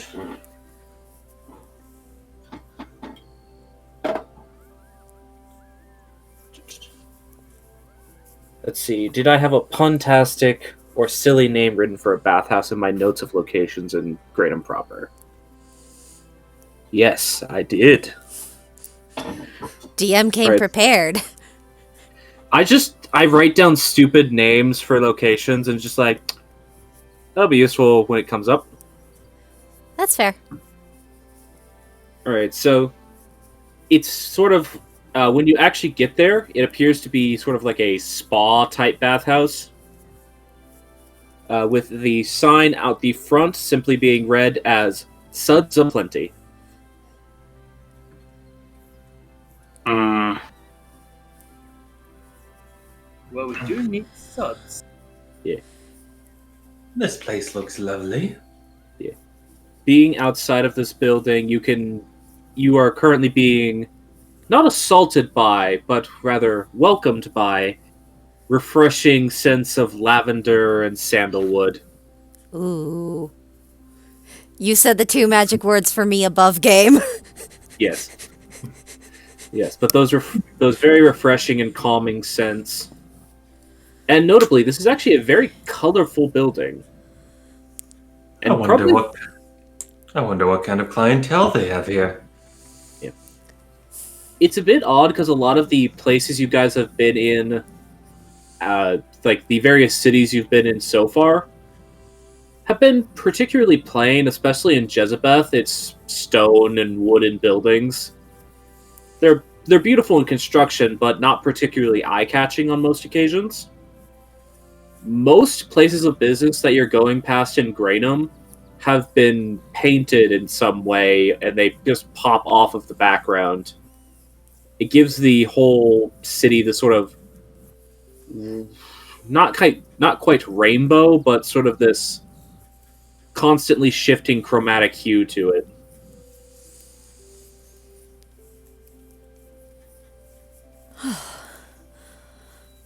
It's charming. Yeah. Well, the place is pretty and it smells nice, so I think this is where we need to be. What would you say, Sonata?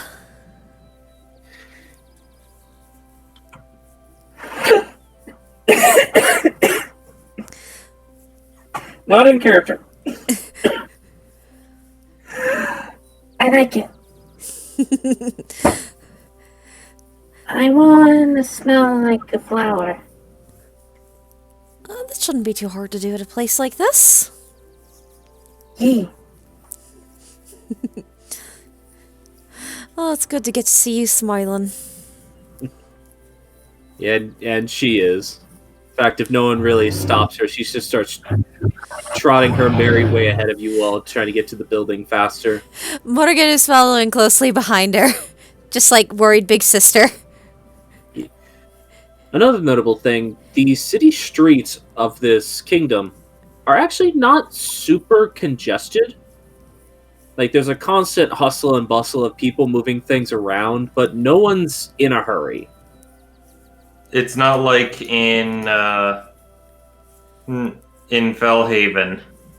Yeah, it's not like in Fellhaven where there's a constant stream of traffic that you just have to jump in and pray to get where you're going. Or even in Jezebeth where the streets were chaotic and a bit unruly. Especially not like it is in Tezverel where everything is happening constantly. You'll have a mother giving her child a lollipop on one side of the street, while on the other side of the street, someone's getting shanked in an alley. At least in some of the more busy cities. No, there's just an air of earned peace about this kingdom. It is, from what you all have been in for the past season, this constant semi-apparent state of stress at all times. This place is definitely decompressing you. Just in its air. Yee. Unless you're Failsy, who's probably getting wound up because of all the peace and happiness. Maybe Brimstone too. Kinda boring. But yeah. I'm assuming y'all head inside? Already inside. Yee. Oh, just making sure. You never know when someone wants to sneak off into a back alley and not take a bath. Yeah, I'm just picturing just like, where'd Failsy go? And the door's just closed behind her. Yeah. Alright. You enter into this building and are greeted by a large, basically almost like a storefront. Well, it is a storefront. I'm trying to think about the way to properly describe this. It is a large room where on one side, on the far side of the room from where the doorway you enter in through is the countertop. And you have these sort of just shy of chest high wooden, basically rows of wooden shelves vertically in front of you. They're just lined with various bathing products. Almost like ye olde Bath and Body Works. The way you describe it just sounds like a soap shop that I like to go to. Probably.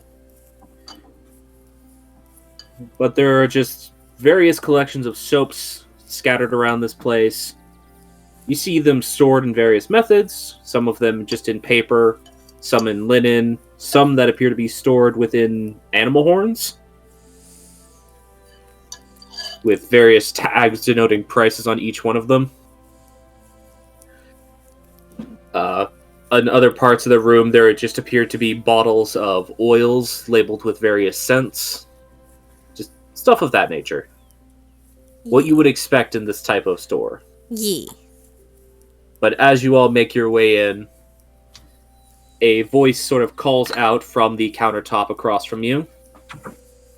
Oh, hello! Welcome!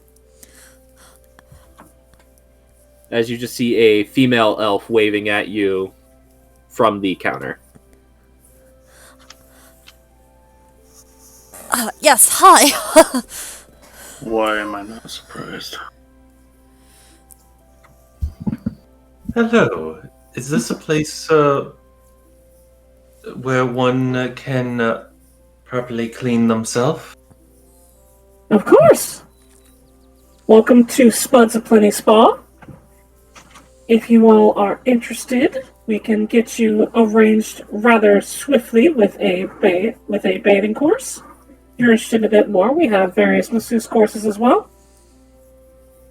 Hmm. Well, we do need a bath first. Hey, he stinks. Points at Brimstone. I did not want to say anything.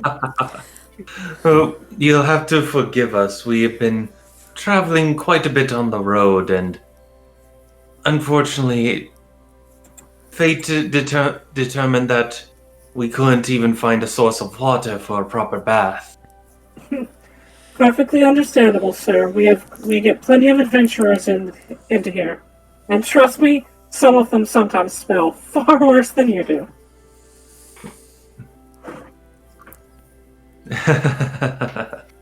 Alrighty then. Would you all be doing individual baths or a large communal bath? Oh, Morgan, knowing that they have child with them.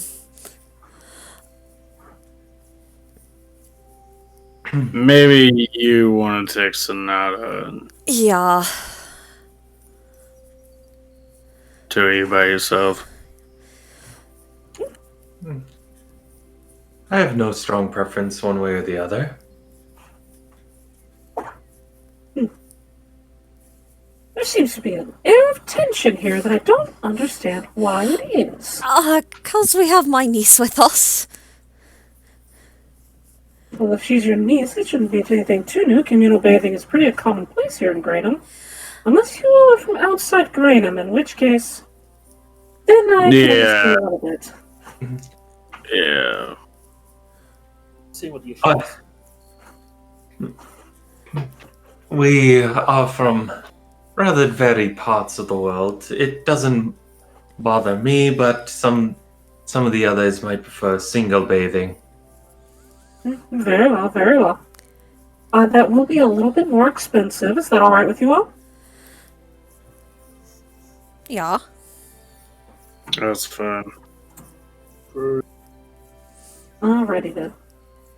So, individual rooms are 2 gold apiece.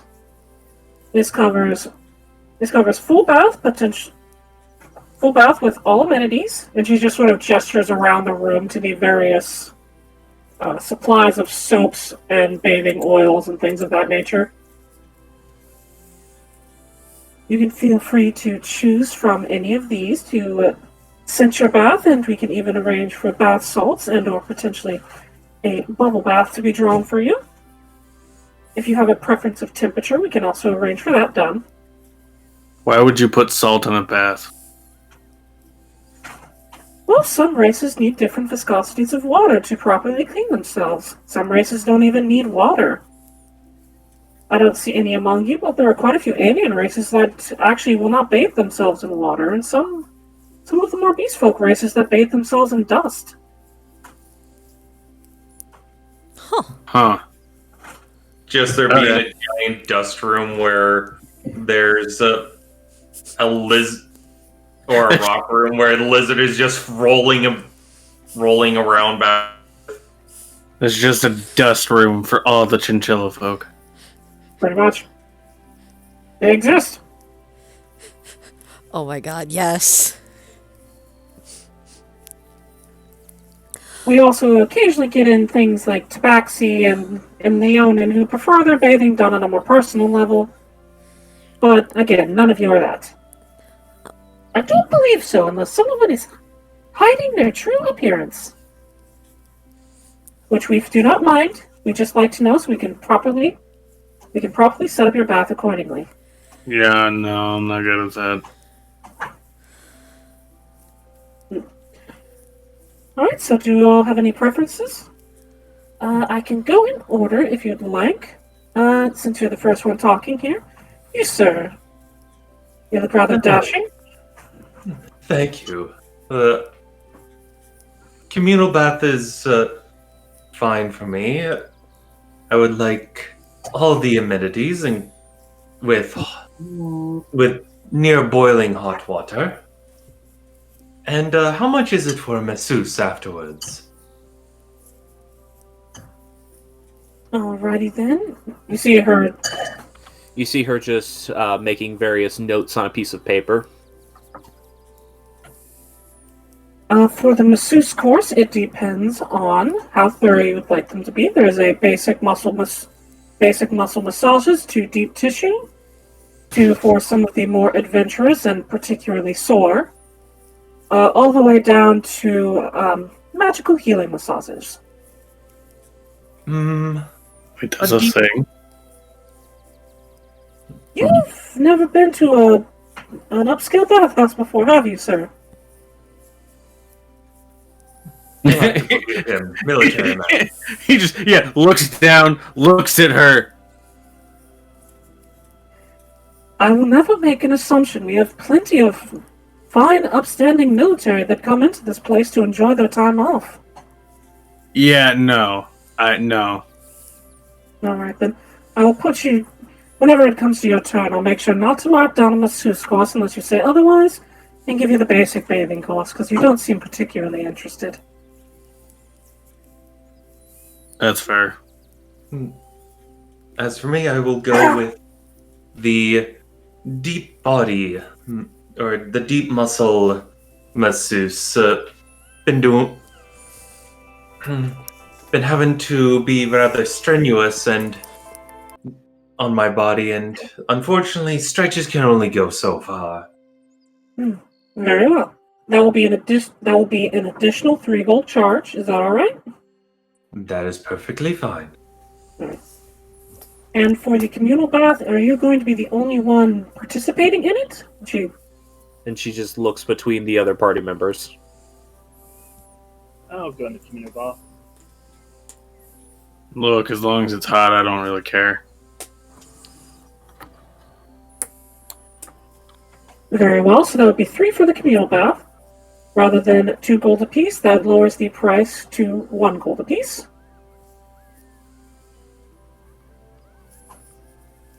Only one of you will be continuing well, I should not assume. Are you wanting to also have a masseuse course, ma'am? Looking at Elsie. Magical heal. Very well, that will be an additional charge of 5 gold pieces. Is that alright? Jingles that's a newly filled up purse. That should be fine. Very well. Also, for adding all of the bathing amenities, that will be an additional charge, sir. Since you're the one who put forward the idea, I assume you will be fronting the cost of that? Certainly. Alright. Normally there would not be a charge, but for the communal bath we must charge because it takes a lot more of the product. Understood. At least the others get to also enjoy it. Of course. It will not be much though, just another gold piece. That is perfectly fine.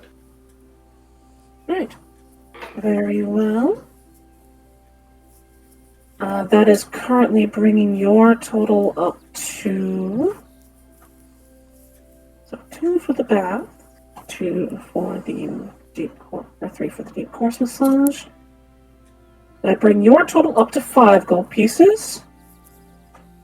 Would you also be interested in having any fine drinks brought to you whilst you bathe, or any food items?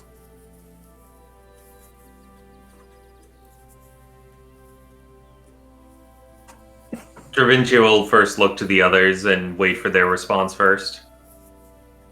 That's between the two of you. I don't really care.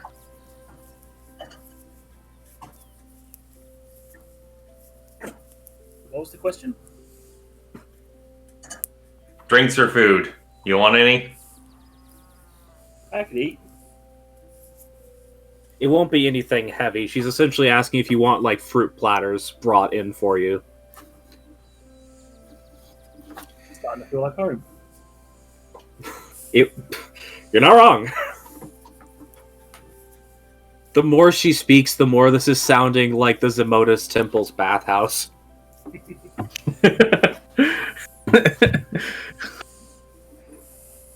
You're beginning to wonder if they plagiarized the idea. What? No. No. Why would they do that? Alright, so I will assume 2 trays of fruit. Do you want any drinks? Do you happen to carry sake?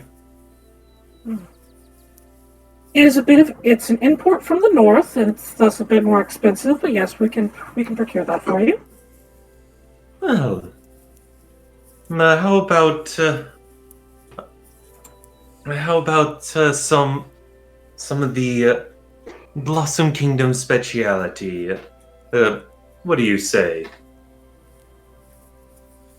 Alright. Very well. I will say that is going to be a decent increase in charge. Unfortunately, things have been a little tense between the Blossom Kingdom and Graynham as of late. So that will be for a bottle of fine sake. That will be 30 gold pieces. I will accept this. Very well. Because Quite a that's big only- spender. Does he have anything from the Flagora Desert? That is a much more tenuous trade, my friend. I can have them check our stores to see, but it will be expensive to procure anything of that nature. And I'm not certain of whether or not we have anything as of this moment.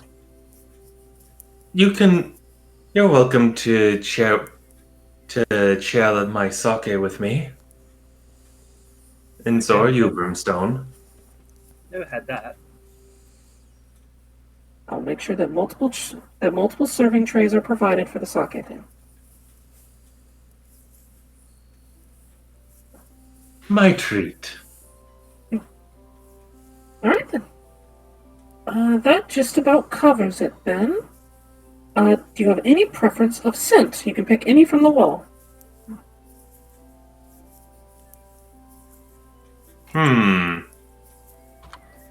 What kind of scents are there? All right. Because there are quite a few, just to give a brief overview. The main ones you see that are of particular interest and not just like very slight modifications of the same scent are a scent known as honey bloom, lavender. There's also apple. That same scent that is labeled as sandalwood. That is a bit of a weird one because you're not super familiar with it from where you come from, but it is a very nice scent. And then there was one other. Oh, and one that is just labeled as peach smoke.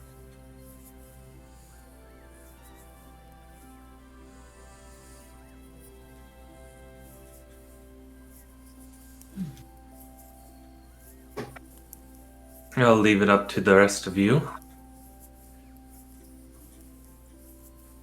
Brimstone, since you will be involved in this, I'll say the only scent that probably immediately appeals to Brimstone. Actually, there's two of them that immediately appeal to Brimstone. One is the sandalwood for the obvious man reasons. And the next one is that peach smoke scent.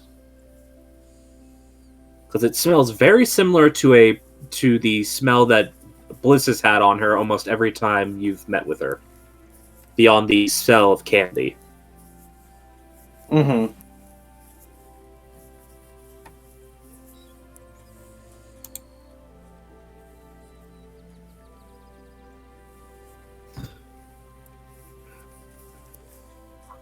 Also, yes, I have prepared all of this for some reason. I was just like, you guys need a chance to relax. I'm gonna make some relaxing. That's fair. And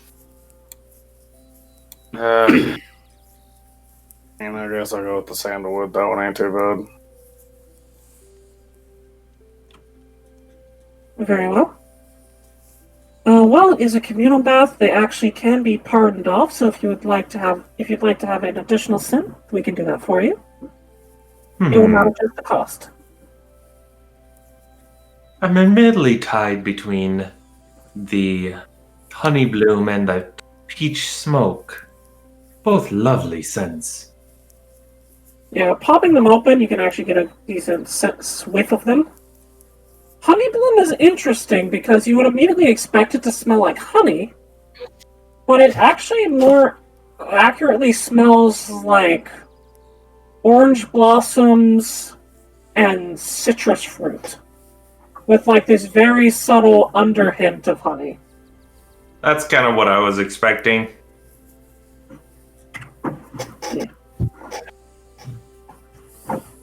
It's actually a very specific flower in this world. It's called a honey bloom. And that's what it smells like.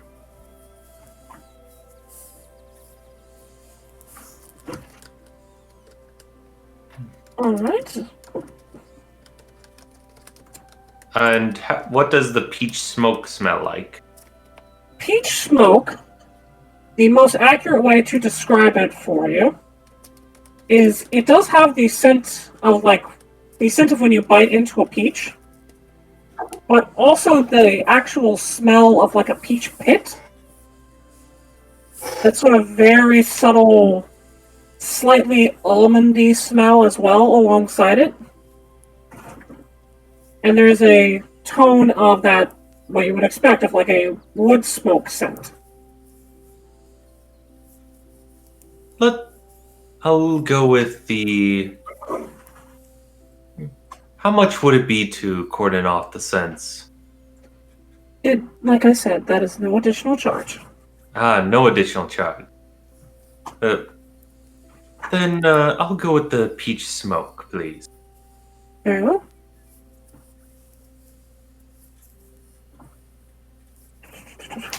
Actually keeping a total of your cost. It's 35 so far. I was going to say, I think you're up to 35 right now. Alright then. Well, that is just about the extent of the basics of your course. When it comes to your massage, you can actually discuss with your masseuse in of that moment how exactly you would like to be treated. They can do quite an array of different massages, so it will treat you well.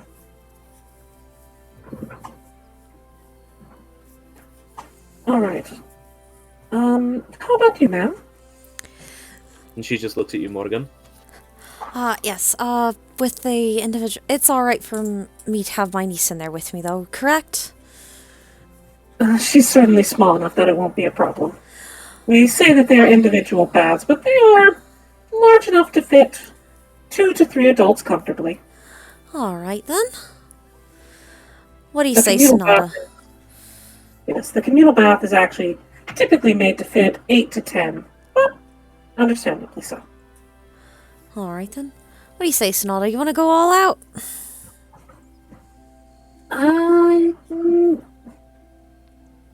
Feels Vinci gave you money. If it's alright with you, sure.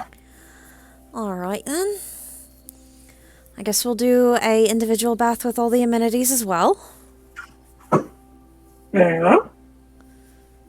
Alright, so for the individual bath with all of the amenities, because of the fact you are not using the communal bath, there's no additional charge for all the amenities, so that will just be 2 gold. Alright.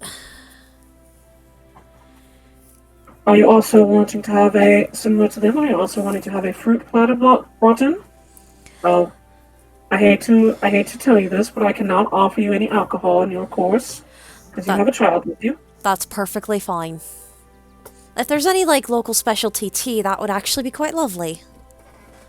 I certainly can provide you with tea as well. But that would be covered in all of the amenities charge. Fair enough. Alright then. Just pick your scent and we can have you all set up. Alright. Alright, Sonata, which one of these do you want?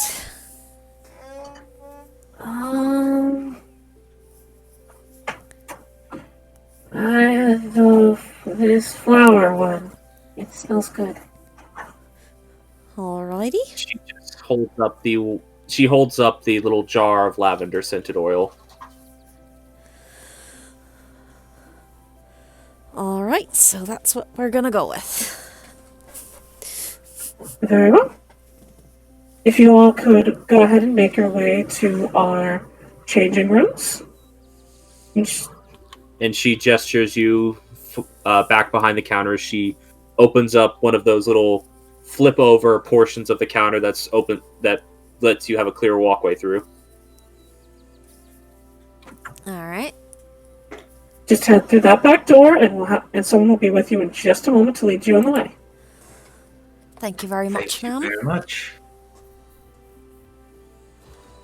Yeah, she just nods to you all.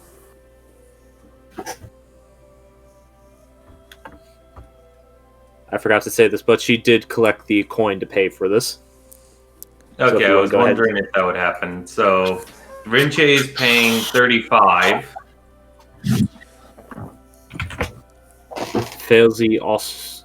Did you cover Failsy's food, or was that being covered, or was Failsy covering Failsy's food? A price was not specified for food. Did I not say that?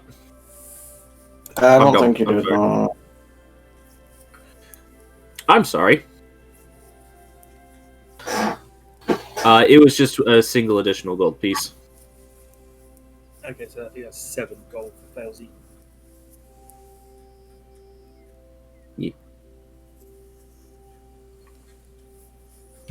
So Failsy 7, Dravinche 36 then.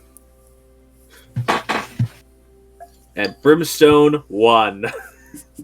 Yep. Because he's piggybacking Literally off of just- other people's expensive. It's literally just I don't care. He just wants hot bath. They wanted, yeah, they wanted all that. Brimstone just like, is it hot? Sure. I find it funny that all 3 of the people in the communal bath are just like, how hot do you want it? How hot can you go? Well, they recognize immediately that 2 of you are tieflings. And then there's Dravinche, and who I mean, requested a near boiling bath. Yeah. He likes things hot. I mean, based on his dress, he does. It could be reasonably assumed he is from Tesverell, so Fair. You have He does steam like- baths in yeah. Tesverell. that's true. He's currently wearing his blue outfit, so it's not as apparent, but it Yeah. Yeah, that's fair. he definitely still has the history of I like things hot. Yes. All right then. So you all are led back to changing rooms. They are specifically pardoned off per person, even though it is a single large room. Mhm. Basically, there are the sort of paper folding curtains that are pulled around you as you're changing. Each of you are provided a robe to change into. Sonata gets one as well, but they didn't actually have a proper little tiny kid one on hand, so hers is all droopy and loose. And she it's keeps wigling her arms around and flailing the sleeves. and it's probably Oh. the smallest adult size there is too. It's a size meant for a teenager, Oh. so what it's about still halfling clientele? Halfling or gnome? Have we halflings seen don't any? exist. Yeah, I was about to And say, you have have we not- seen any? You've in recent times seen a gnome. And I'll go Okay. ahead and say this. They're not a super common race outside of Tesverell. They exist, they're just not super common. Ah. I was like, I hope gnomes exist, considering Batten. Yeah, gnomes exist, like I just said. They're not a super They're just- common race. Right, even especially outside of Tesverell. It's also just a simple fact that gnomes don't have kids very often. That's But fair. yeah. Because they're Well- all a bunch of nerds. It's not wrong, they have their interest elsewhere. As a species. Eh. Because they're all a bunch of nerds. Yes. Anyways. You're all given ample time to change into your robes. And by the way, just being able to fully take off your clothes, which you are able to hand to them, and they will go and be washed. But just peeling out of these dirty clothes and completely out of even your undergarments is refreshing. For everyone except for Failsy, who doesn't wear much to begin with. I picture Failsy, she can just jump right and all her clothes just fall off. It's part of the appeal. Fair Oh, enough. yes. So, yeah. A rather unusually burly man leads the 3 of you towards the communal bath. Meanwhile, a much more lithe human woman leads you, Morrigan, and Sonata to your individual baths. Alrighty. Your individual bath, not baths. Yee.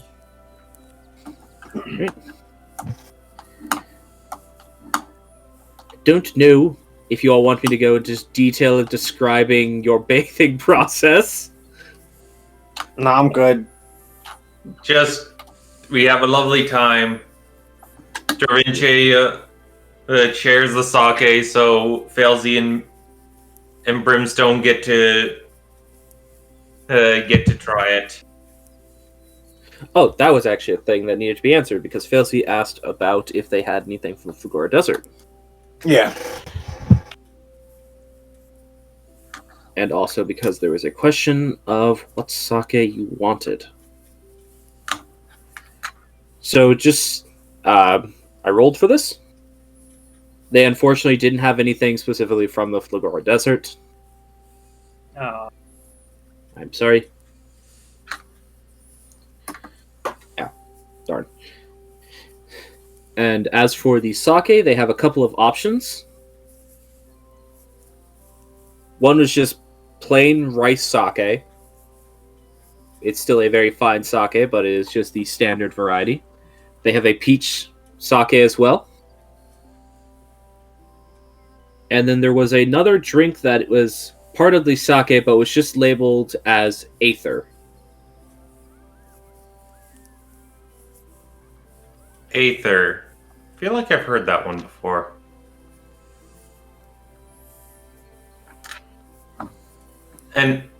But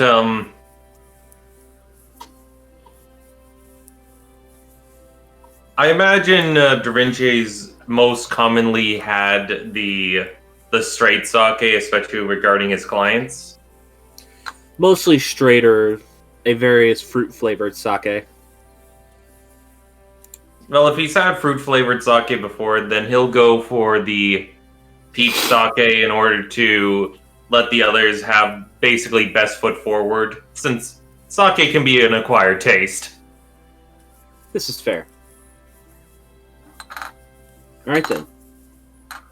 They bring you out the 3 serving dishes for the sake, and the bottle of sake itself, which, Dravinci, you're used to, whenever you think about a sake bottle, because you're used to, like, high-standing clientele, you're used to thinking about these small bottles that are specifically used to pardon out sake on a per-person basis. Mm-hmm. No, they bring you out a actual full bottle of sake, which is larger than a standard wine bottle. Like, quite a bit larger than a standard wine bottle. It's just like sees it, raises his eyebrow, but then lowers it because, hey, more alcohol. Yeah. And unlike a standard wine bottle, which is sort of the normal glass bottle, it is this baked ceramic with a stamp on the front of it to denote its maker. But yes, it is good. Per what they told you, it is quite delicious. Brimstone, probably a little sweet for your taste. They all taste like this. No, this is just a fruit-flavored variety. You can also... sake also comes unflavored. It's a rather tart drink, but it is quite lovely. oh, please. Certainly. Here you go. It's been... I almost picture more please fails. He just starts chugging from the bottle. Tell Da Vinci to stop her. Vinci would have to punch her. Yeah, Da Vinci's like, no, I'm slow savoring this. This is a Yeah. 30, this is a 30 gold bottle. Yeah, Vinci is Da also Vinci's no like, Da Vinci is here like, oh, it's been so long since I've had this. This is such a delight to be able to experience again. And Failsy, no, don't drink it all. yeah. Yeah, Da Vinci's got the death grip. It is also simply the fact that you know the traditions of how sake is supposed to be served, which is one, you do not pour for yourself, and two, you drink it out of the dish. You never drink it out of the bottle. Oh, absolutely, yeah. One, from a flavor standpoint, because its flavor completely changes when it's poured into a thin layer on a dish, and two, because that's incredibly disrespectful. Yep.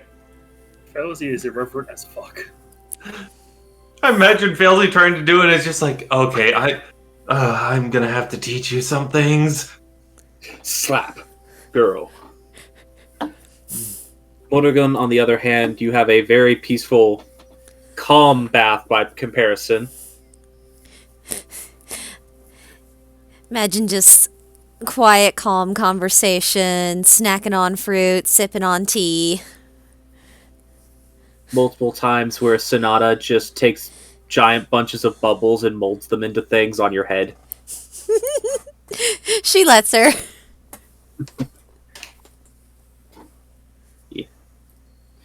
By the end of it all, and after Dravinche and Felzy have had their massage courses, which Dravinche, it hurts, but you feel better afterwards.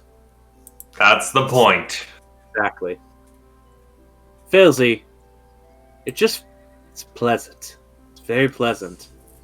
You don't really have a word for this other than pleasant. I picture Dravince's as like a normal massage, and then Felzy's the masseuse just beating the shit out of her back. Yes, to her perspective, oh, this is nice. To anyone who walks in, because you know the auntie. Pound for pound, they're probably a little stronger, or a lot stronger, depending. Well, the magical healing massage means they can go aggressively as is required to get the knots out of your muscles, but it doesn't hurt. So are they just literally beating the shit out of Felzy's back and healing it as fast as they're breaking it? Yes. Which is why it's pleasant, but it's really hard to describe. Because you don't really remember the process and what's being done, other than it feels good and you are completely relaxed afterwards. And then you have Da Vinci who's getting the crap beat out of him and thanking the person for it. Loud cracking noise. Ah! Yes. That one's been one I couldn't get out for an age. Random note, it's very large men doing this. That's fine. Alright. Like Lee-sized dudes. It's bizarre at first when you're laying down the massage table and you just see them walk in, and then things start happening and you're just like, I understand now.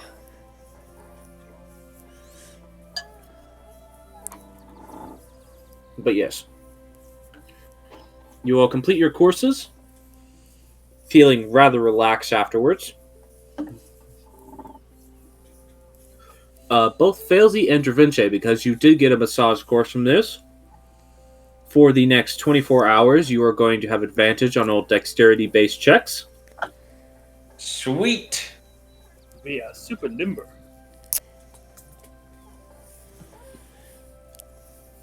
And because you all did this in general, you all have advantage on your next, within the next 24 hours, charisma-based persuasion check.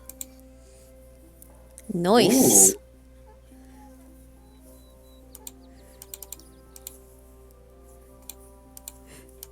NPC Sonata probably has that as well. Bribe her mom into letting her stay up an extra hour. This is all she desires in the world. She has slept enough. She is ready to party. She wants to stay up an extra hour and have an extra cookie. One. I want one. No more than one. Also, chat broke. I can't open chat in Roll20 anymore. Uh-oh. I'm gonna refresh the page. But alright. Which means the music will So- cut for a moment. And we'll royalty then. So, after that is done, you all feel much more relaxed and considerably less filthy than you did before. Oh.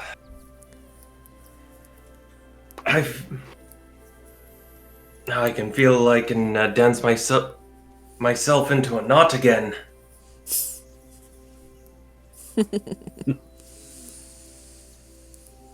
That was fun. It was almost like home. Why does he want to be a knot? Grown-ups can be weird. I'm just picturing she says that, and then Da Vinci demonstrates by doing the whole leaning all the way back.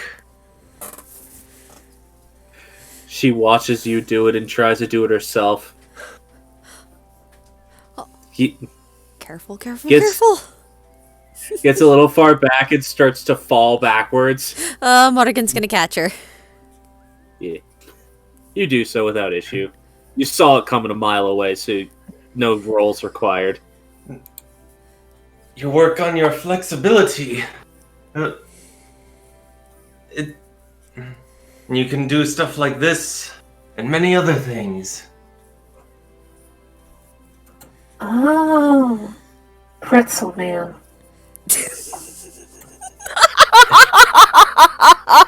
Some do end up practically turning themselves into a pretzel for a performance.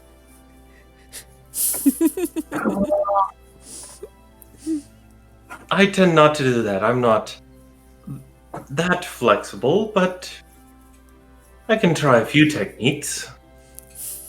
Oh. Okay. So, what are we gonna do now? Well, we said after a bath, get you a nice proper meal. Yeah. I had fruit. I got to eat an apple and some grapes and the peach. Yes, now let's see about getting some meat into you. Brimstone, what is the local speciality? Brimstone, you know what it is in Greynham. It's pies.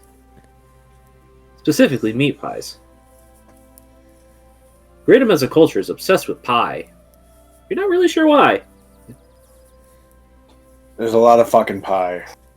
Some of it's meat pie, which I always think is weird, but, you know, whatever. But yeah. Specifically where we're gonna find something, I have no fucking idea. It's mostly because there's a huge abundance of grain in this nation, so there's a lot of baking.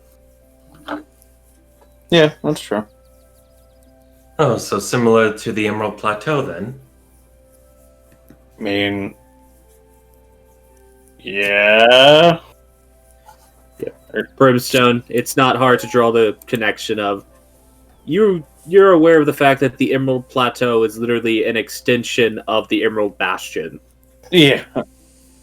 It's the same nationality, Da Vinci. It's just that the plateau is just an extension of the Bastion by Yes. technicality. Although some regions do tend to differ based on what locally can be accessed.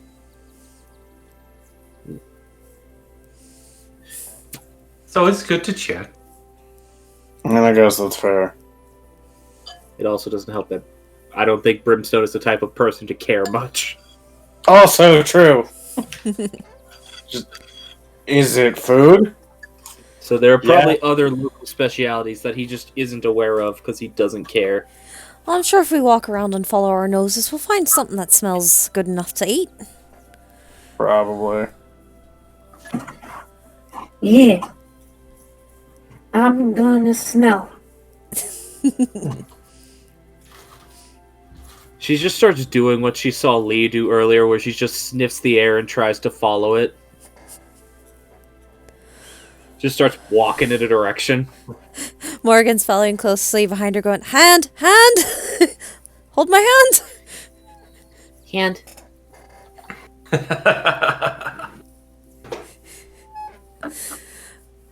Oh, I'm so reminded of following around my youngest sister. This is nice. And if you care, she'd be a little higher up. She might be able to get more. I don't know. As Brimstone says that, Sonata just turns around and just puts both of her arms up towards you, Morgan. Alright, it's been a while since I did that, but I can carry you. Ups. You're still a wee one. And she'll pick her up and put her up on her shoulders. Yeah. You know Sonata isn't super young? Like, if I remember rightly, I told you she's not like 4 or 5 years old. She's probably around 8 or 10. Mhm. Like, between that age range, you're not really sure. But she's very small, though. She is tiny. She's an older child. Yeah, when she's saying She's- wee one, she's just referring to size, not age. Well, it's also appropriate even if you're referring to age, because she doesn't really act like her age. She acts like she's much younger than she is. She's small. It's kind of odd. Yeah. But yeah, she will pick Sonata up and put her up on her shoulders. It's easy enough to do. You're not particularly weak, and she's not particularly heavy, so you're able to... Excuse me. You're able to prop her up on your shoulders. She keeps doing the sniffing the air thing, and occasionally like patting your forehead and pointing in a direction. Alright, going this way now. As the group is basically following Morgan, Da Vinci kind of trails behind a bit, just kind of enjoying the scene. And at a point, he'll just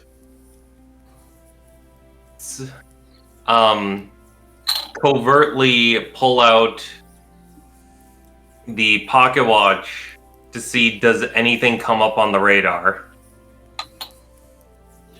Does anything come up on the radar? Let me check.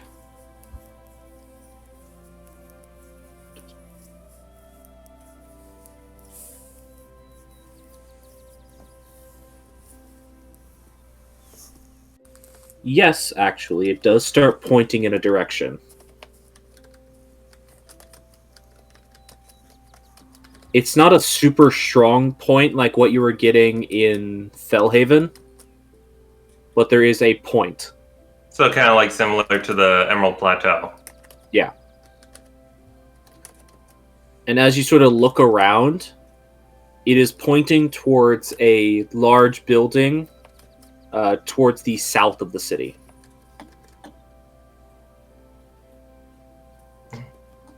He'll close the pocket watch and then continue following with the rest of the group.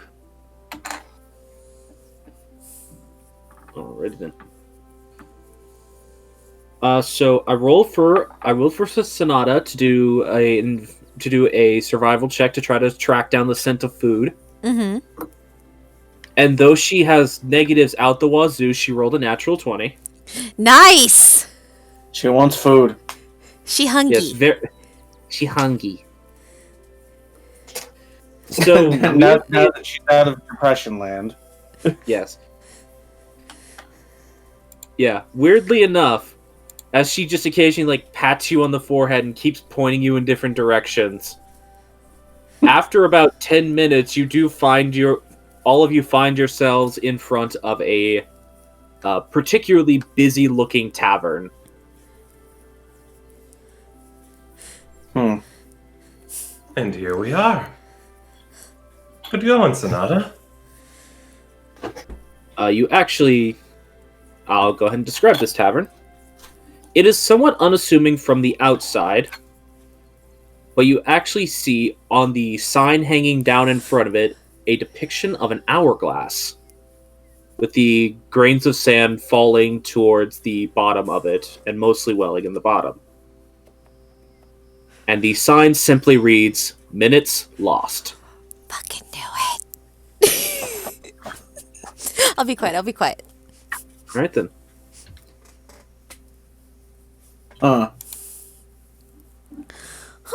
Interesting name for a tavern, but the smells coming out of there are good, so... Yes. Rather curious indeed. Alright, down you go, Sonata. And Morgan will carefully get Sonata off her shoulders and put her back down on the ground. She sort of like straightens up her little dress she's wearing. After she gets set back down, just happily looks up at you, knowing not to run away for a change. We're gonna go in and get some food, alright? She just nods several times. She's doing that little kid thing where they like jump between one foot and the other, waiting for something to happen. Alright. And Morgan's just gonna take Sonata's hand and be like, well, we going in or not? Well, let's get something to eat. It's been a long time since we had a sit-down meal where we can actually just sit back and chat and look at and observe the locals. That sounds weird. It's accurate though. It's a common thing for travelers. It does sound weird, but never really thought of it as strange. Just seeing how the local people go about their day. Taking note about any cultural traditions. Alright, can we just hurry up and get in this place? Sonata looks like she's about to vibrate out of existence. Alright.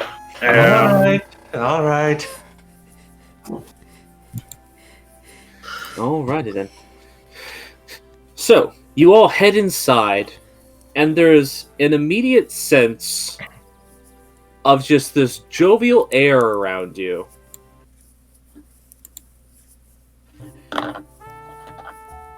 As you all just push your way through the door, and you're immediately greeted by a loud and booming voice just, "Hello! Welcome to the Minutes Lost Tavern!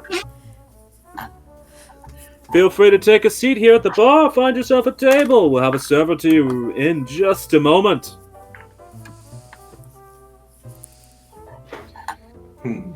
You see the voices booming out of a rather jovial, a bit round-looking older man who is currently slinging drinks at the bar. Well, Try to find a table. as he said, go and find a free table.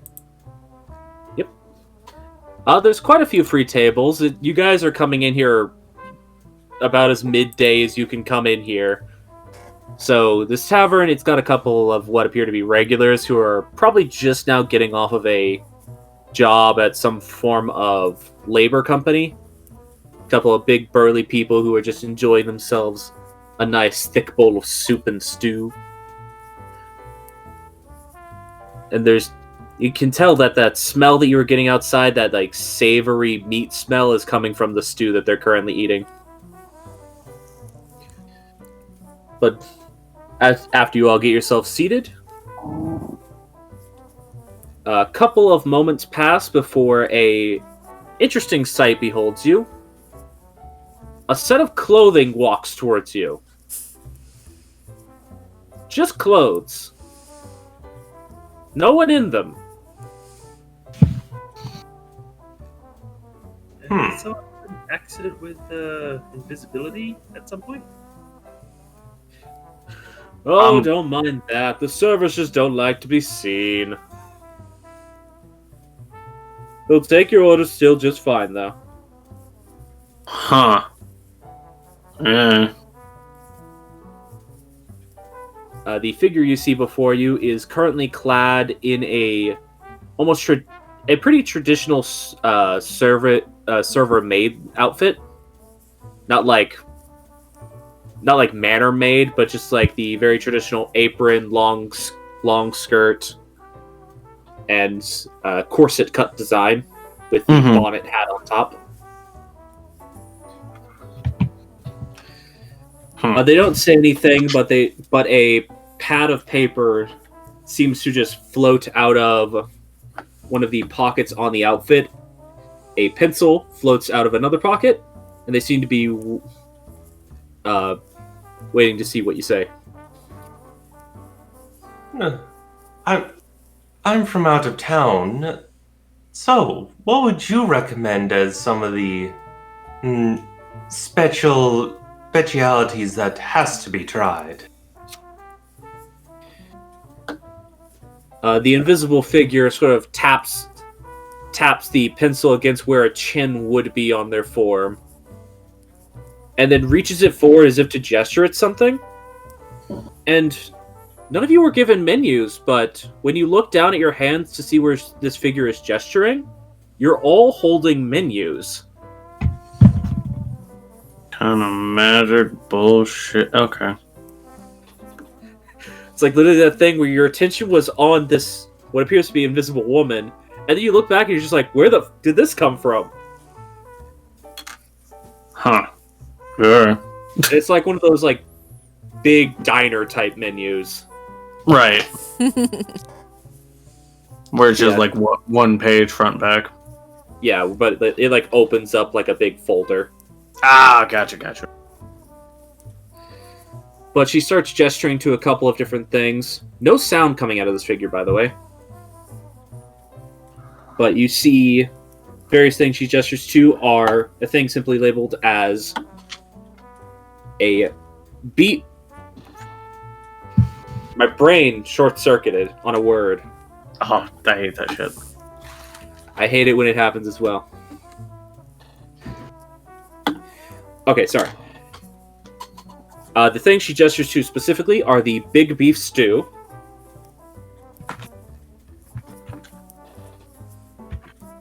the crown crest pie. Having to actually roll to see what their current specials are. A lot of food items in this place. Oh boy. Okay, the big beef stew, the crown crest pie.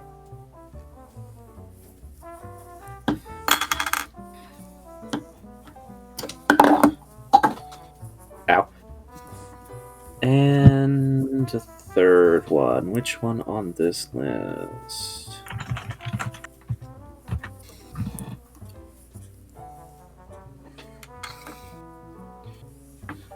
Oh, there it is. That'll be a funny one. Terry's Tarts. What is the description for Terry's Tarts? The description is a tray of an array of various fruit tarts, flavored with the local flavors and several exotics from the Starcrest Isles. Each one is guaranteed to have a zing. You can just picture Sonata seeing that and just like, yeah. Well, she already had fruits, and you guys told her that she needed to eat some meat. That's fair. And the, what was it? The watercress pie? The crown crest pie. Crown crest. Crown crest pie is a chicken pot pie specifically made from the meat of roosters, which is a pretty weird thing, actually. Yeah, that is. I mean, in real world, we have dishes like coq au vin, which is a dish specifically made for cooking rooster meat. Yeah. It's definitely a tougher. That's why you slow weird- cook them. True. Never weird really thing thought about- about it. The weird thing about roosters is that technically speaking, more of them get slaughtered than hens because you don't need as many roosters as you need hens. Also fair. You only really need one rooster to make more chickens. Yeah. And then there is the big beef stew, which is literally just described as how much beef can you handle. Beef stew. Like, you look at the various items on the menu, even the ones that she's not pointing out, they all have, like, those weird little quirky descriptions. That reminds me of a restaurant in Montreal where literally the menu descriptions are like, it's okay, not as good as this, or It's food. It's a bit heavy on the salt, but if you like salt, it's good for you. It's salty, just like you salty bitch. Where it's like the entire menu is just these honest reviews. Fair enough. I mean, I 100% respect that, though. Like, as long as it's telling me what it is, and then it gives that, and that's not the only thing. I'm just like, oh, what's in it? Fair enough. No, After but, telling those out, she sort of taps the pencil against her pad and sort of waits. well, I have an idea of what I'll go for, but would anyone like to go first? Brimstone's just trying to find the spiciest fucking thing. Alright, if you're looking for spicy, let me take a quick gander. Literally just, Yes. what will make me hate myself later? Is he lacking in self-loathing at the moment? Brimstone's always lacking in self-loathing. He could always use some more. That's what interacts these things. You don't hate yourself enough to be worth it to me. Oh, that's a fun one. Chili con carnage.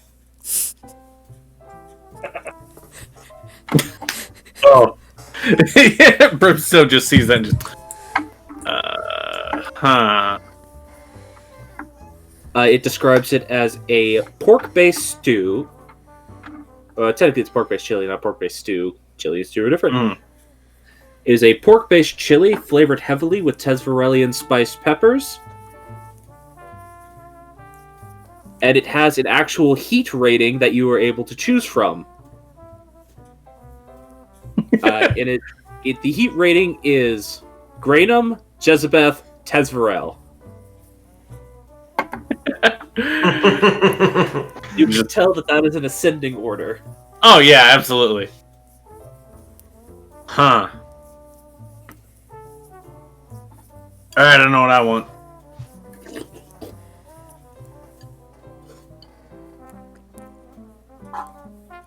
When you say that, the invisible figure just sort of looks at you. Doesn't realize it for half a second because, there's no eyes. Yeah, there's no expression. You just see the body turn towards you slightly. Yeah. Just tilts and just... Chili con carnage. Make it Tesvarel. I like spice. Ooh, I didn't even see that one. Ah, yeah, that's what I was looking for. The bonnet nods and starts noting that down. Could I get the crown crest pie?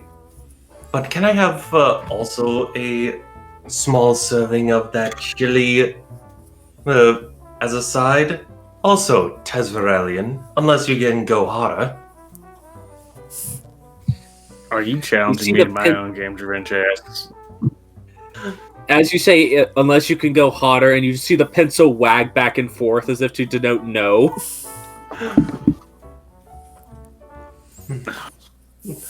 That's fair.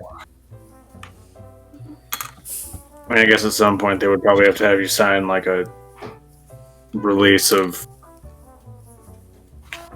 words. The pencil just points at you. I mean, it's not the first time I've signed one. Release of A waiver. that. I want the pie. I want a little pie. Oh, The beef stew and a bottle of rum that can make me forget that my mother's trying to kill me.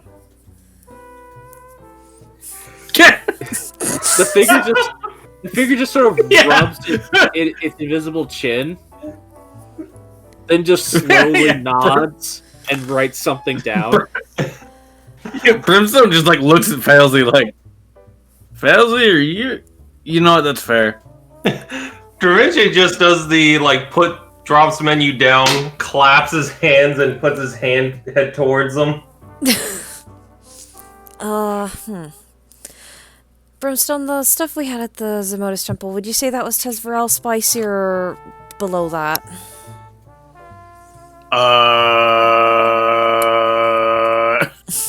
Most of I mean, stuff I don't really- aside from the some of it was Tezverel spicy, but in like a different way because different peppers being present. Mm-hmm. Most of what you had there was more akin to the food you've had in Jezebeth, where it's got some kick, but it's not quite the burn you're used to.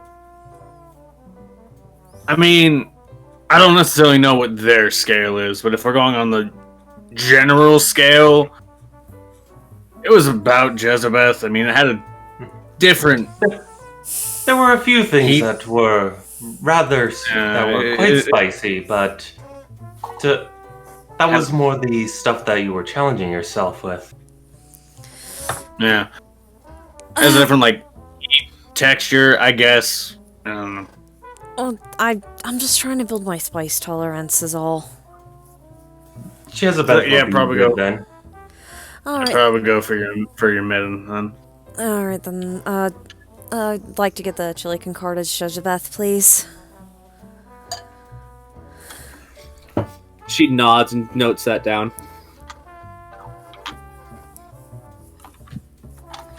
Alright. Having taken everyone's order, she turns around the paper towards you all, showing you basically the write-up of the price. This would be comfortable.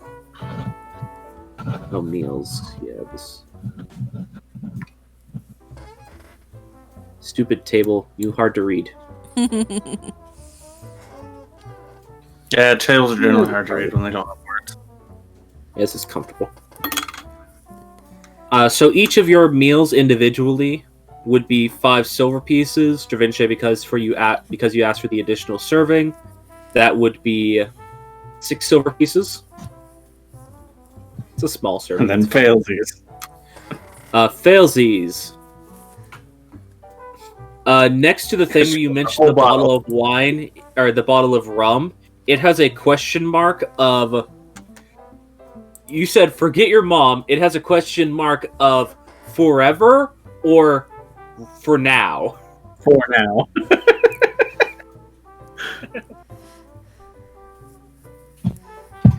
She seems to be waiting for you to answer that. I was considering, is this a magical rum or just something that makes it long to forget her problems for now? Well, if it's magical, you gotta get it. Just very expensive. When you say for now, she nods and circles that. She seems to be waiting to see if any of you have any objections to what she has written down. That sounds good. Yeah, I'm good. Da Vinci will put down a platinum piece. Will this cover for everyone? Jesus. The figure sort of turns down, looks at it. you can't see its fingers, but with how its like arms are gesturing, you can almost imagine it counting on its fingers. 4 people for a comfortable meal. This one would be 2. This one. So I think we're looking at It would more than cover the meals themselves. The bottle lip. as far as the alcohol, though. Yeah. Svelty's asking for a bottle, not. Yeah. Not just the glass. All right. She basically makes a quick note on her notepad and shows that, and it says, "That'll be more than enough." And Da Vinci will provide the 1 platinum piece cover for everyone. all right, note down that you lost the 1 platinum. You'll be getting back. You'll be getting back 7 gold and 9 silver, or no, 7 gold and no good. 7 gold and 4 silver, because you're also paying for Sonata, I assume. Yes.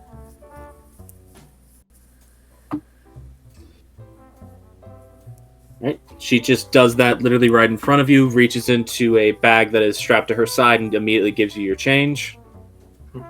Thank you. Makes another quick note, turns the pad towards Failsley. It just says 10 gold per bottle. She'll pay that. Right. I'm assuming you just give a platinum piece. Yeah. She nods and she nods to you, then nods to you all, and then heads off. I recognize that this is like going to a restaurant and then just pulling out a $100 bill, going, "Will this cover it all?" Pretty much. Pretty much. Sonata is just sort of kicking her legs around, just looking around the tavern. Yeah. Entertain Sonata a bit. Da Vinci So- would be keeping an eye on the surroundings. As you're keeping an eye on the surroundings, suddenly next to your all's tables is that somewhat portly man from the bar. So, I haven't seen your faces around here. Ah, hi. Hello. Yes, we're all, except for one of us, from out of town. No. mean? Interesting.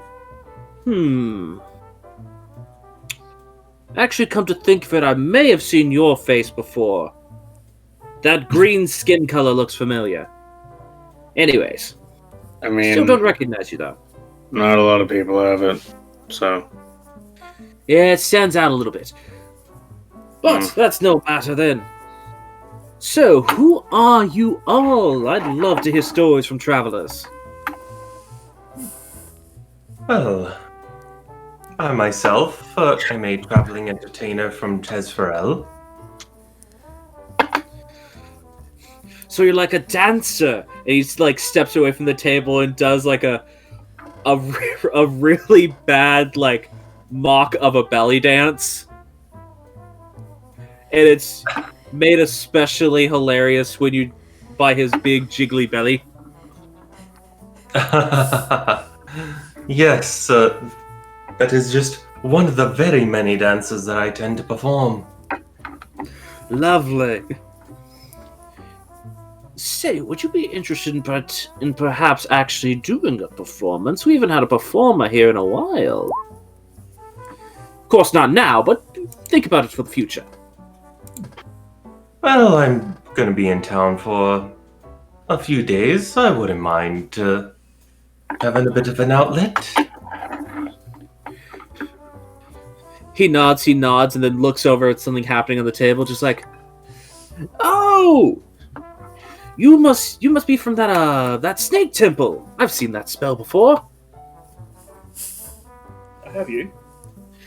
Yes, it's rather interesting. You see, sometimes a fella just forgets himself, and then one of his hands falls off as well, turns into another spider on the table. Brimstone's immediate reaction. Well, that's a problem. I'm falling apart at the seams. Other hand falls off. Oh, there they go.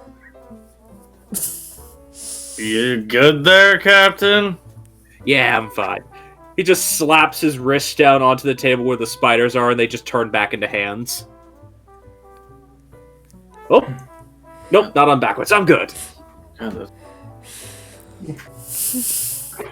Morgan's like, you. Morgan just keeps an eye on Sonata to see how Sonata's reacting to all this. She's trying not to laugh right now. It sounds like you've got a fair bit of stories to tell yourself. I do love to collect stories. It's one of my favorite pastimes. I'm William, by the way. Ah, Da Vinci, a pleasure. Da Vinci, a strong name. What about the rest of you? Anyone else got a name they're willing to share? Elsie Zemodis. Zemodis. Hit the nail on the head, I think.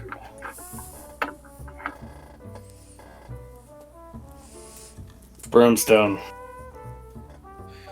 Brimstone. Sounds like the strong and brooding type of name I have to imagine. Says as he's like leaning towards the table and like putting his chin on his hand with his elbow on the table. Like you wouldn't believe. Da Vinci just smirks at Brimstone. Bite me. Oh, you don't...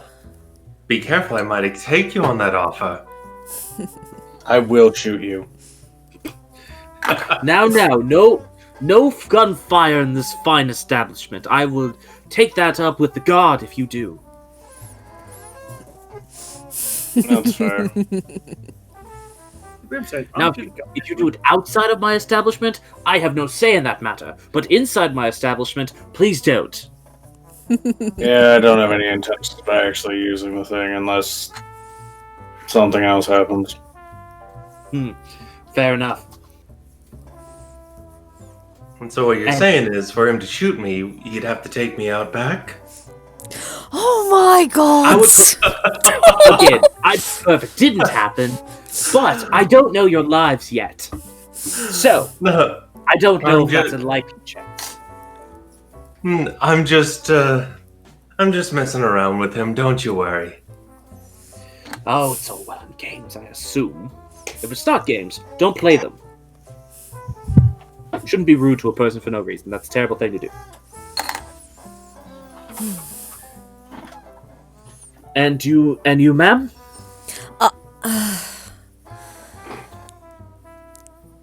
She looks like she's actually struggling on a thought for a moment. You can call me Requiem. Requiem. Now that sounds like an interesting name. It sounds like it has a story behind it. It You know- does, but I don't know if I have time to tell it right now. Well, you always have time when your minutes are lost. Actually, They drip away. Well, that brings me a question. Why is the tavern's name called Minutes Lost? Well, haven't you ever been in a tavern, boy? Aren't you aware of how the time melts away when you're having a good bout of merriment? You've lost your Oh. minutes. All the Some might time. even say you've lost your marbles, but you've lost your minutes. Ah, that is a fair name.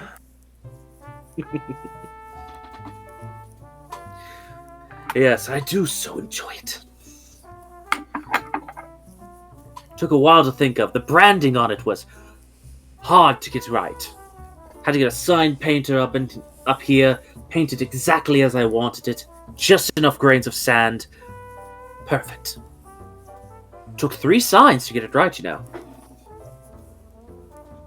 Sounds like you're one who's dedicated to his craft. Always. You can ask anyone around that good old William is completely dedicated to the fine craft of being an excellent host.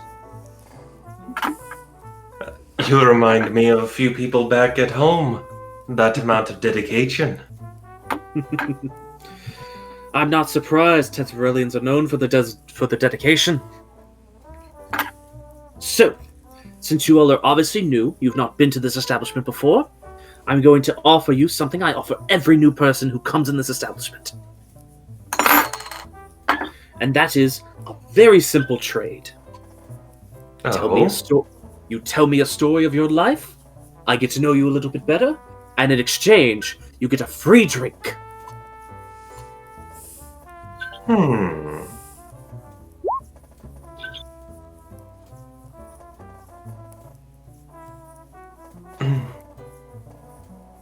That is a very tempting offer.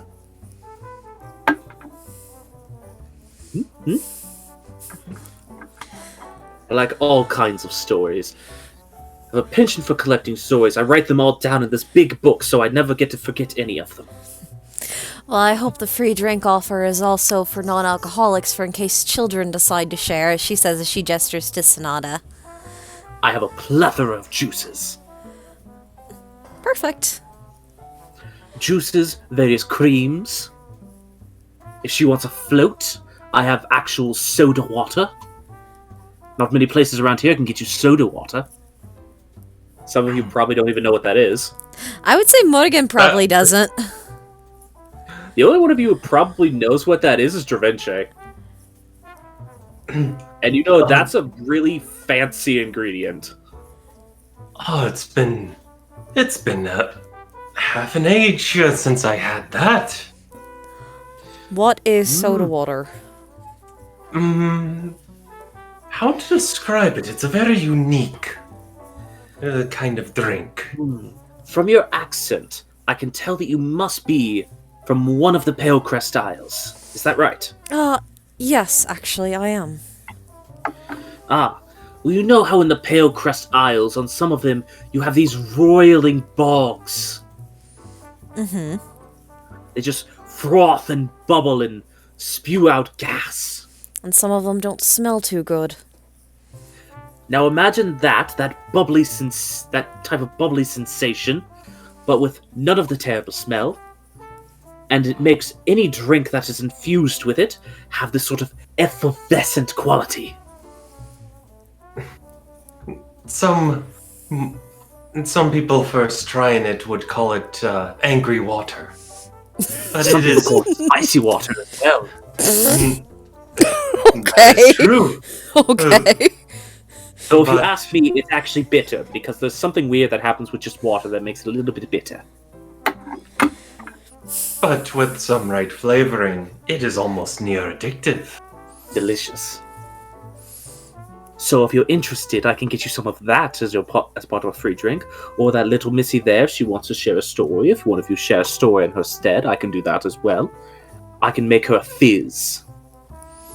It's basically a drink that involves soda water, some fruit juice, and egg white. It makes a delicious mouthfeel with this nice foamy top. Similar to a beer, actually. But without any of the alcohol. Sonata, do you want to share a story, or would you rather someone else share one for you?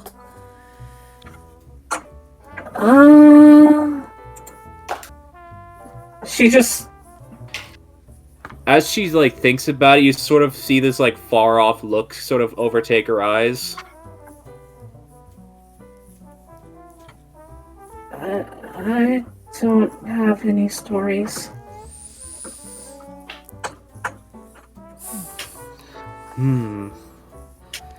You see William as he sort of looks around at all of you. I understand. You know what? A fizz on the house anyways. How's that sound, little one? Quite generous. Oh, okay.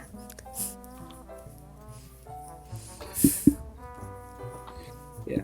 It doesn't take an inside tell to see that he clearly saw that type of thinking clearly caused her distress.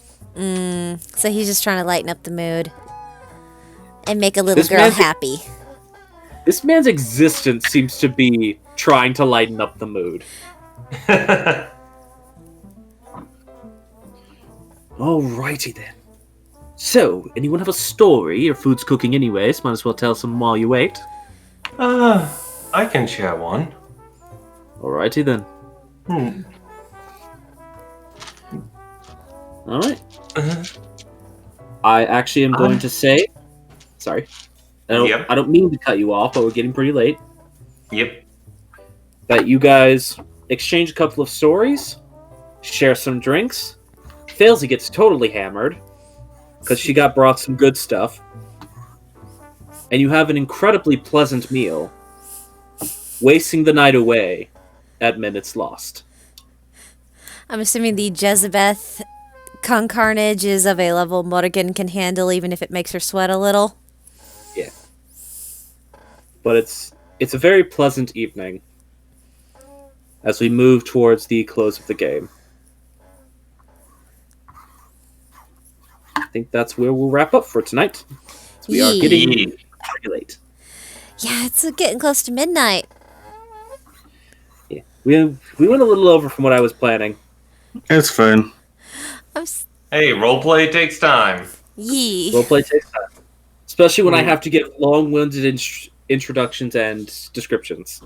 Yeah. When Just I'm just a spa employee.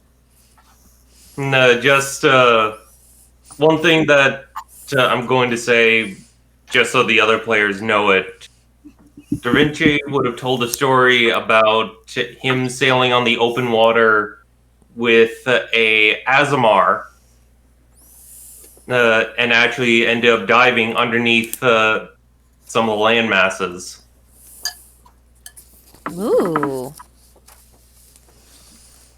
Yeah, the time you went diving, it actually got to see what the underside of the rock cliffs looked like.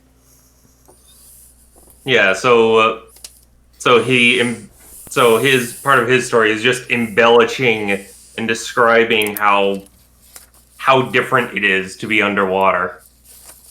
Yeah. Yeah, the terrifying notion that when you look down, there is nothing but blackness below you. Yep. Because lest anyone forgets, there's no ocean floor. Right. Yeah. Alrighty. I don't know what kind of story Morrigan would be telling, so I'll just leave it at that. Fair enough. I mean, he accepts any form of story, even if you just told him about your sisters and their pet rats. Your giant, fat rats. Felzy might have tried her hand at being a bard for a moment and told their story of escaping. What is that island? Kingfisher? Kingfisher Island. Yeah, Kingfisher Isle. Yeah, that's kind of why Da Vinci focused on, what are a story I can tell from before I met this group, because they might want to share those stories. Fair enough. And there's also a lot of things that we've encountered that we can't discuss. You discuss any of it. Yeah. Just whether or not you do is up to you. I think those Yeah, leaving on the portable boat and the whole issue of almost being devoured by the kingfisher. Yeah. Somehow getting away from it. But yes. Huh, I wonder how we could have done that. Who knows? You got lucky. Yeah, exactly. It's not inaccurate. All right, but we should probably go ahead and wrap up. Yeah. Yeah. Okay, so anybody have anything they want to announce or shill? I'm gonna go ahead and say this. Not this coming Thursday, but the Thursday after this one coming up, we will be starting Project Ada. Oh wow, we're actually ready to go. Cool. As ready as I can get myself to be. I don't have the art assets I want ready, but I'm ready on a story front. That's fair. And to be Nice. fair, I don't do much with art anyways. Unless it's a like big name game, art's a little tricky to justify. Yeah. It's very expensive. Takes a lot of time. Yeah. Yeah. Yeah. Either that or I could enslave Failsley, but I don't think he wants to.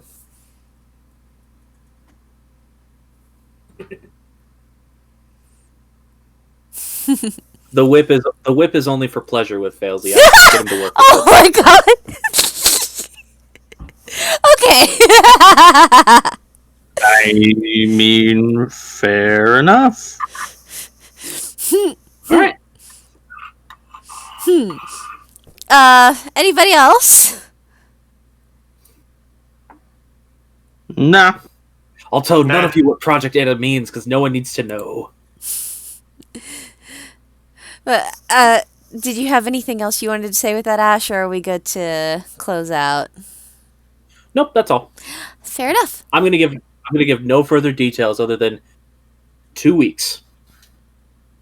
We get to be fun. Shut up. Okay. So, yes, and that game will be on this same Twitch channel, and it will be at, I'm assuming we're gonna try to aim for the 7 p.m. EST time slot again on Thursdays? We're gonna aim for it. It's more often than not going to be at 7:30 or 8 o'clock because we know ourselves. Okay, so anywhere between 7 to 8 PST, or EST, sorry. PST is West Coast time, we are East Coast time.